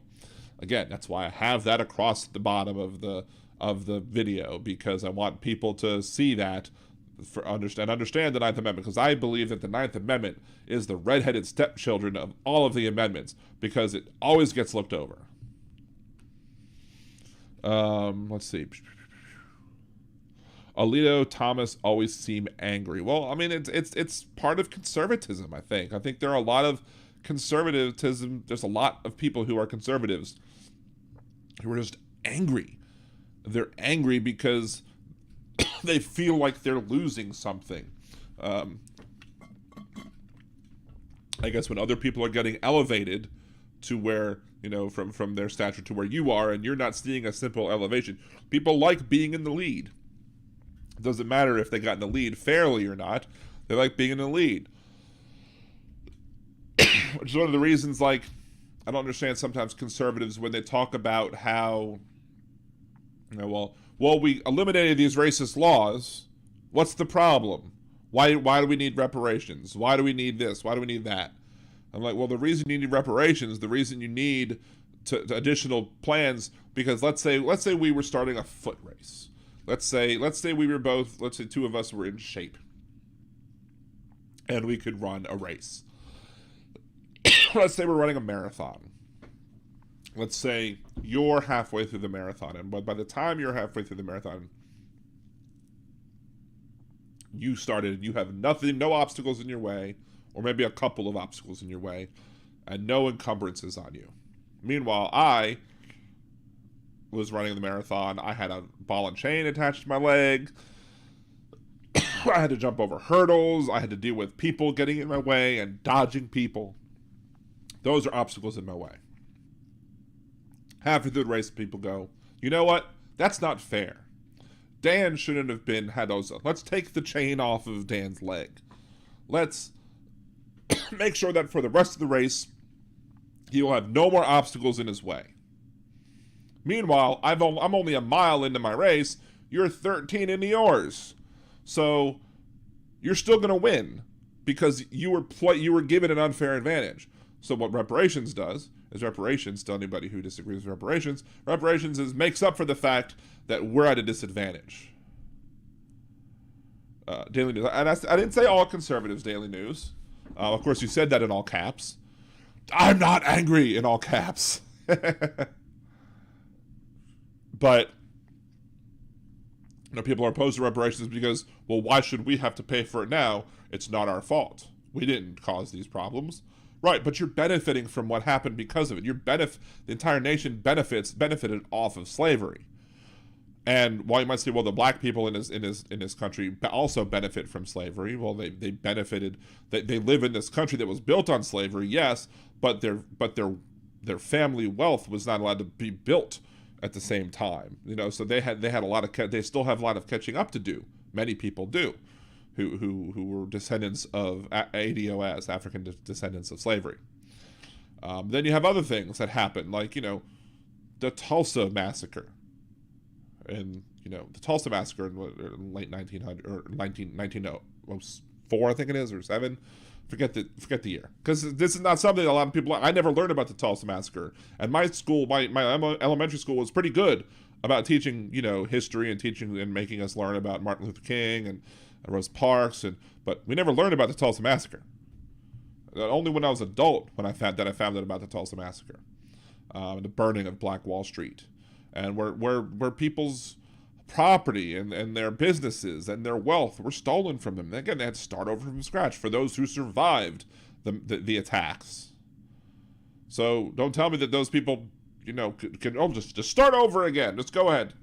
This is America. You could just start over again. No, well, the people in this country, including representatives of the city government, i.e., the police officers, were included in on any attacks of the massacre in Tulsa. So therefore, the people of Tulsa eventually benefited from the badness that was done. So they should have to then compensate the people, because there's only 3 people alive in Tulsa who are bringing this lawsuit that the judge has recently allowed to go forward. But, if the people who ran the businesses on Black Wall Street were to have been allowed to continue to have those businesses be operational, that would have created generational wealth for those families. So the families could have passed it on to the other people. There's Aaron West heading out to another stream. Thank you so much, very much, Aaron. I appreciate you coming in and joining us. Again, next week we'll be here, 8 p.m. Central. Hope to see you then as well. Again, thank you. Appreciate you.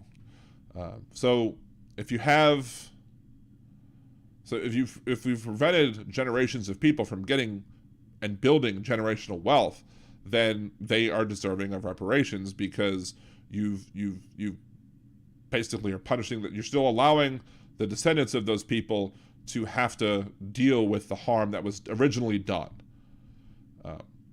That harm gets passed down by generation to generation. The more you took away from these families, the more you prevented them from having the ability to earn themselves an income, to be able to, you know, buy property, pass it on to their children, have their children pass it on to their children, and, you know, save up money, pass it on to them. If you don't have that, if you're not allowed to have that, then you're not going to. Then you're going to be at a severe disadvantage. You're going to be, you know, people who are denied that are going to be, again, only 1 mile into the marathon because they've had all these weights and burdens put on them. So yes, you need to do something to help them advance and to help them be compensated for the fact that they've had to deal with harm that they should have never had to deal with. Let's see. Daily News. I would just get lazy with my grammar, forget about the caps lock. Agree with the bus, and there's plenty of seats. Whatever. I think I missed that analogy there or whatever. Anyway, I think I'm going to go ahead and, unless anybody has anything else that they want me to talk about or to talk about, I think I've covered, I covered a little bit of the abortion ruling. If anybody has any questions, wants me to maybe to talk about anything in particular about it, put it in the chat now. I'll be happy to hear it. But if you do want to go over my full review, just go to, you know, I didn't do this one on Blog Talk Radio, so you have to go to YouTube for it. Just put it on in the background if you just want to listen. You don't have to watch it. I mean, I do show the text on the screen. I'm a much smaller head on that one. My head's like at the corner of the screen, like down here or whatever.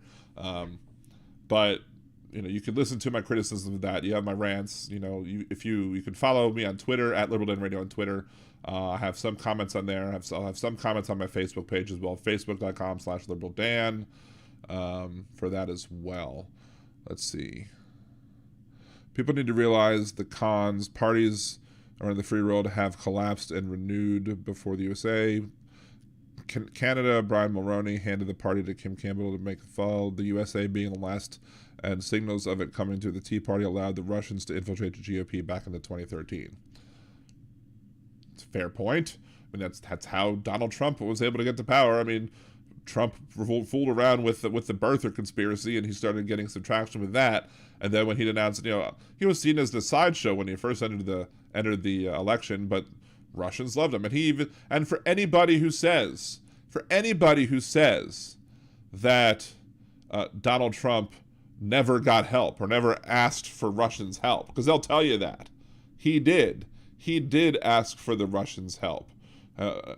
If you're listening on Blog Talk Radio right now, you're not going to be able to hear this because I'm just going to play it, the audio from YouTube. Trump asked Russia help. I should have put Hillary emails. I put Trump instead of Trump. That's my problem. Donald Trump encourages Russia to hack Clinton emails. Here it is. Russia, if you're listening, I hope you're able to find the 30,000 emails that are missing. I think you will probably be rewarded mightily by our press. If Russia or China or any other country has those emails, I mean, to be honest with you, I'd love to see them. There you go. Donald Trump asking for help from Russia and China to help during the 2016 campaign. July 27th, 2016 in Doral, Florida. And what site did I find this on YouTube? The Fox News site. So even Fox News has kept this video up.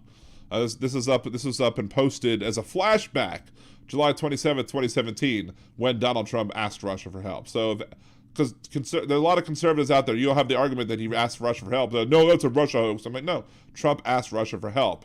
No, he didn't. Here's the video. Also, there are many Trump-supporting conservatives who don't believe that Donald Trump wanted a total and complete ban on the Russian military. I saw Russian military on the stage real quick, on the screen real quick. Donald Trump's campaigned. I'll say, Donald Trump campaigned on a total and complete ban on Muslims entering the country. And people say, no, he didn't. He only banned from 7 countries. I'm like, he eventually just banned from 7 countries because he probably realized at the time that he couldn't just ban all Muslims from entering the country. But when he initially ran with his press conference, he said, Donald J. Trump is calling for a total and complete shutdown of Muslims entering the United States until our country's representatives can figure out what the hell is going on. Total and complete ban of Muslims entering the country. His words from his website, from his campaign. I don't think you can find it on his campaign website anymore, but his website, clearly. I mean, that should have been one of the big warning signs. You know, a lot of people want to, a lot of people have thrown around Hitler about a lot of things. And as somebody who's Jewish, I'm very sensitive to people bringing up Nazis and Hitler and using those terms very loosely. But Donald Trump read the book, took Hitler's playbook, and was following a lot of it. Like, scapegoating an entire religion. That's what Hitler did. He called the press, Hitler called the press the Lügen press, the lying press, i.e. fake news. Donald Trump consistently called the press fake news. He wanted to make people who supported him not trust the media, so that when the media reported stories about him, he'd be like, oh, that's just fake news. I didn't do those things. It's just fake news. And then people are like, oh, the media is lying about him because Donald Trump says it's a lie. No, he's just putting a lack of faith in the news media so that he could more effectively get away with what he wanted to get away with without having the check and balance of the press. Let's see. Israel went bad after USSR collapsed because Russian Jewish oligarchs flowed into Israel. Roman Abramovich is a massive funder of East Jerusalem settlements. And then the settlements are terrible. Settlements it's one of the things I've consistently said. Even though I do believe that when Hamas attacks, that Israel has the right to defend themselves from Hamas, and it's typically Hamas that's attacking first. But the settlements are bad news and need to stop and need to be pulled back. And it's, and while it may very well be, Russian oligarchs or former Russian oligarchs coming in and funding these things, you also have the issue of American fundamentalist conservatives being their cheerleaders. Yay, let's do it. Haha. Daily News, still jumping on the man on the words. He said, well, because people don't remember them. And history, if forgotten, will tend to repeat itself. So yeah, I remember that bigly Kiki Streets. Huge. No, I have the best words. Nobody has better words than me. Person, woman, man, camera, TV. I would have loved when Biden had that press conference and somebody brought up the question. It was the Fox News guy brought up the question of Joe Biden and people questioning his mental capacities. It would have been great. It would have been great if Biden would have responded, person, woman, man, camera, TV. See, I can do it, so that must mean I'm mentally stable, right? And that would have just been dead. But if you haven't yet watched the White House Correspondents' Dinner, where you finally had the president coming back to the thing, if you have not watched that yet, watch it, because Biden was on point. He was telling jokes and he was good, and he might have stuttered once because he has a stutter, but he was really good. Much better than Trump would have been, Mr. Confetti, Mr. I'm going to endorse J.D. Vance, but call him J.P. something else, and the name of his opponent, and, oranges, the oranges instead of the origins, Confetti, God bless the United States. People love to say that Biden has some problems when all Biden has is a stutter, and then completely ignore all of the bumbles that Donald Trump has had. And it's pathetic. They can't even look inward and see. So Hidden Shadows 2013, Bettina would host Moscow, several high-profile members of the NRA who had access to political assignments in Washington in 2015.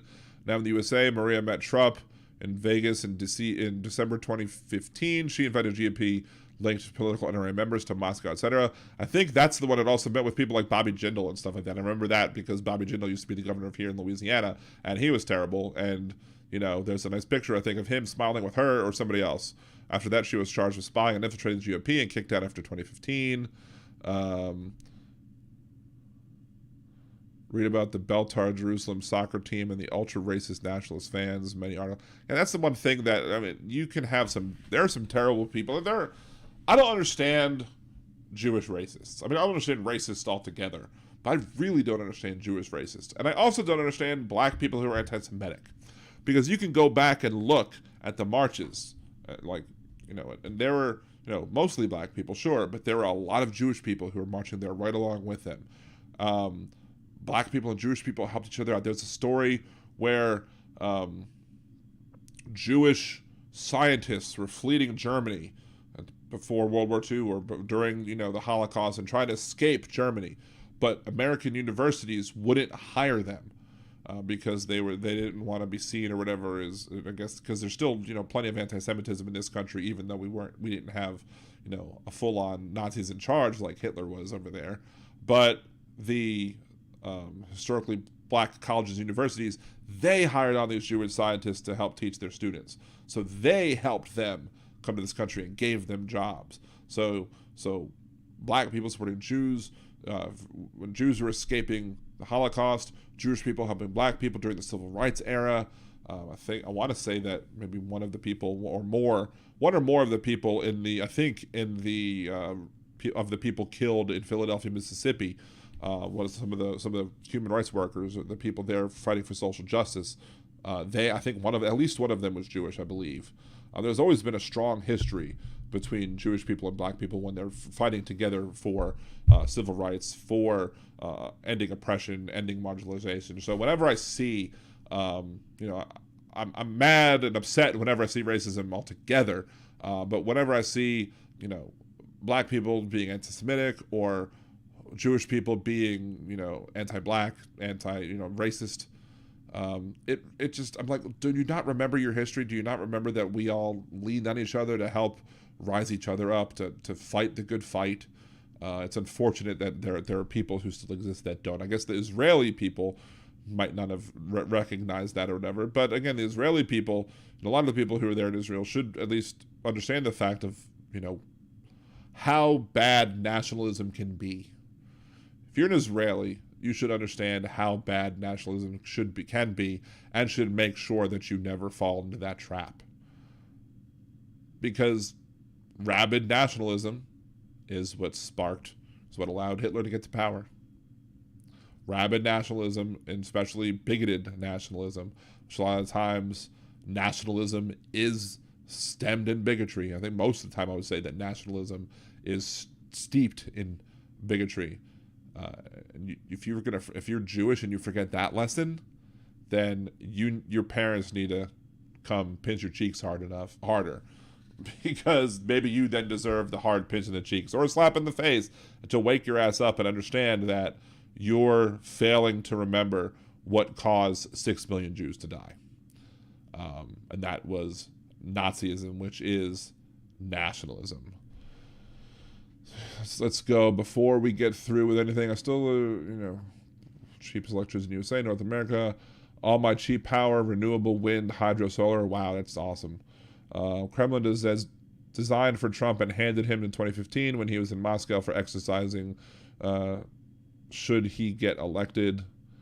WW, I'll pinch those cheeks. They're sort of cute. Aww. Or are you not talking about me? It's possible. The Kinky Street, I was in Israel in 78 when it was its biggest landmass that went to Gaza, then Masada, Sharm el-Sheikh, etc. I did go to Masada. I did not. I don't know if we went to Gaza or not. I went to the border. I was right at the border in Lebanon when I was there. We went to Eilat down in the south. Tel Aviv, Eilat, Jerusalem. We went to a kibbutz. I think several kibbutzes. We went to one kibbutz, and then the day after, and we were up north in the north, and we were just hearing like in the distance, boom, boom, boom, boom. We heard booms. We didn't know what it was, and I was just like, I'm sitting there going, oh, they're probably just doing military training exercises. It's not a big deal. And then the day after we left the kibbutz and went to Haifa. That the next day is that kibbutz that we're staying at went in the bomb shelters because the Lebanese were shelling Katyushas, or Katyushim as they call them over there, into Israel, and they were going towards that kibbutz. Fortunately, in Eilat, the Katyush rockets did not have the range, so we were safe at that point. But it didn't stop my mom from calling me up and be like, or when I called my mom, and she was like, "Hey, if you want to do something bad and get kicked off the trip, I'm not going to be mad at you because they're bombing you." And I was like, "Don't worry about it. What we've been told is that we're too far away to be damaged by these rockets, but now there are other rockets clearly that are worse that could have better range, because that was in 93, and this is almost 30 years later. Wow, I feel old now that it was almost 30 years ago that I went to Israel. Oi, as Daily News would probably say on my behalf. Oi.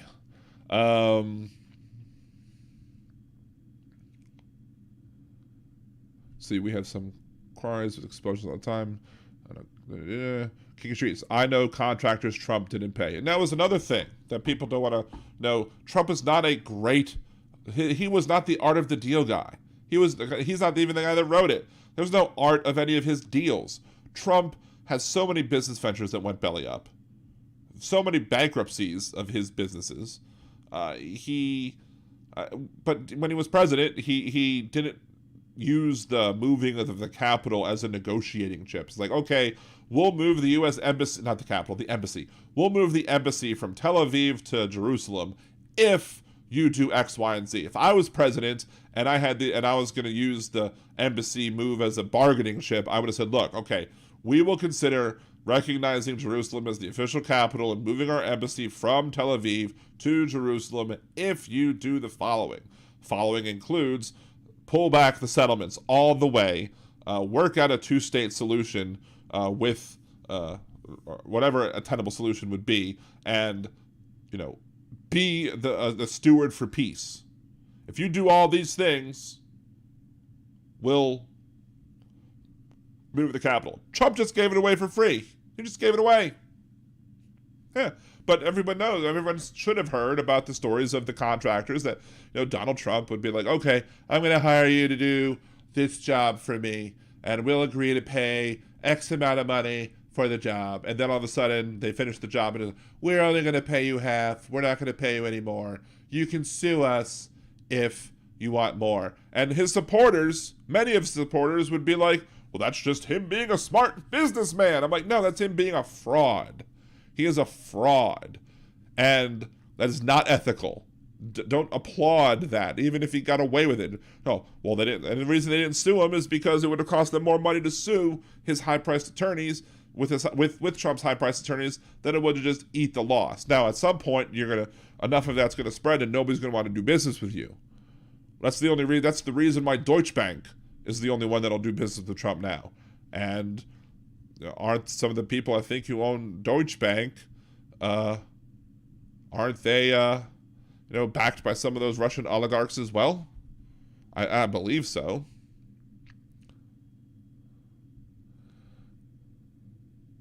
Liberal Day just said it.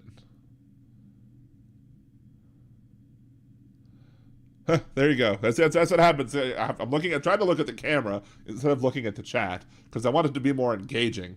But sometimes I do look at the chat and then, brilliant minds think alike. We say the same things. I'm not glad you have the same personal experience. I'm sad for your friend that he got ripped off by Trump and the Trump organization and the Trump business, whatever business it was that Trump was using at the time.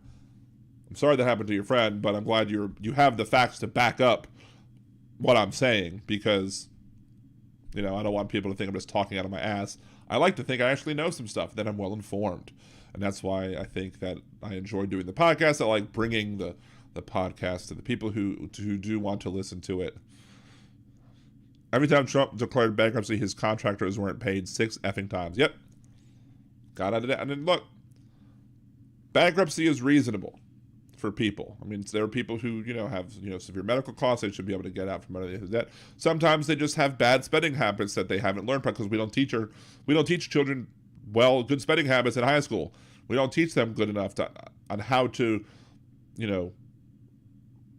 run or live efficiently within their means and how to balance checkbooks. And my teachers had a thing where we balanced checkbooks, and that was different. I don't think most people get that. So, they get into these huge financial holes, and then they can't get out of it. And they're just basically paying interest on credit cards and just letting that debt sit there. And then it's long and worse and worse. And so they eventually have to, declare bankruptcy. That's fine. It's fine for a business, to declare bankruptcy. What's not fine is abusing bankruptcy to get rich. Like what Romney and Bain Capital did with KB Toys. Or what Trump did 6 times. Because don't think that even though Trump's businesses didn't make or failed and lost money, you better believe that Donald Trump still made money. He still made more money on those businesses because he was able to bleed them dry of all the cash.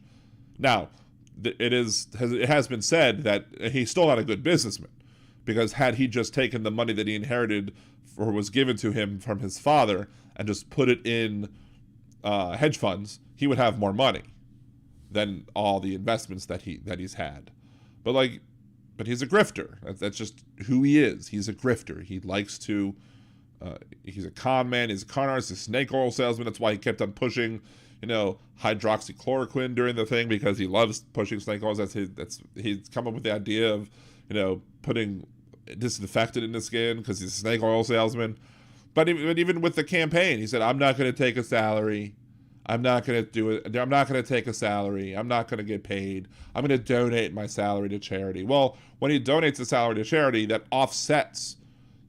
That's its charitable deduction, so therefore he's having to pay less in taxes on all the rest of the money that he earns. And what's the rest of the money that he earns? Well, he was making a crap ton of money sending U.S. government business to Mar-a-Lago, to his resort in Scotland, to the one in New Jersey.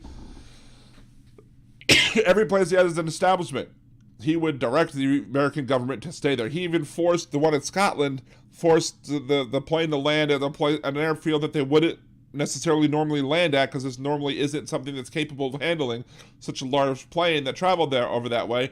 But they did it anyway because he wanted the people to stay at his resort. Why? Not because he was being nice and giving away the resort for free or the stay for free, but because he was taking the U.S. Treasury and shaking it like a piggy bank and trying to see how much he could get out of it.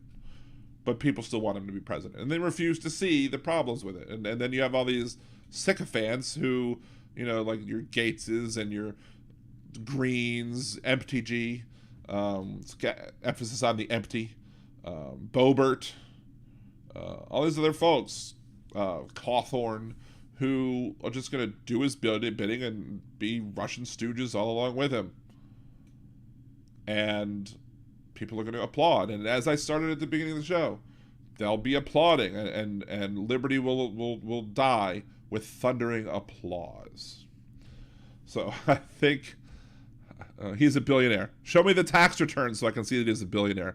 I doubt that he's really a billionaire. He's a grifter. And if he is a billionaire, he's a billionaire grifter. But anyway, I was able to come back full circle, start the show with May the 4th, but come back to the whole idea of liberty dying with thunderous applause. So I think that makes it a good time to end the show now. So I did want to thank everybody for staying and watching. Daily News, thank you for coming back and joining. WW, Kinky Streets, Hide in the Shadows. Everybody else who is still watching and listening, thank you so much for staying with me for the 2.5 hours. Next week, 8 p.m. Central, blogtalkradio.com/liberal. blogtalkradio.com/liberaldan, liberaldan.com, liberaldan radio on Twitter, and facebook.com/liberaldan as well. Until next week, this is Dan Zimmerman with Liberal Dan Radio. Talk from the left. That's right.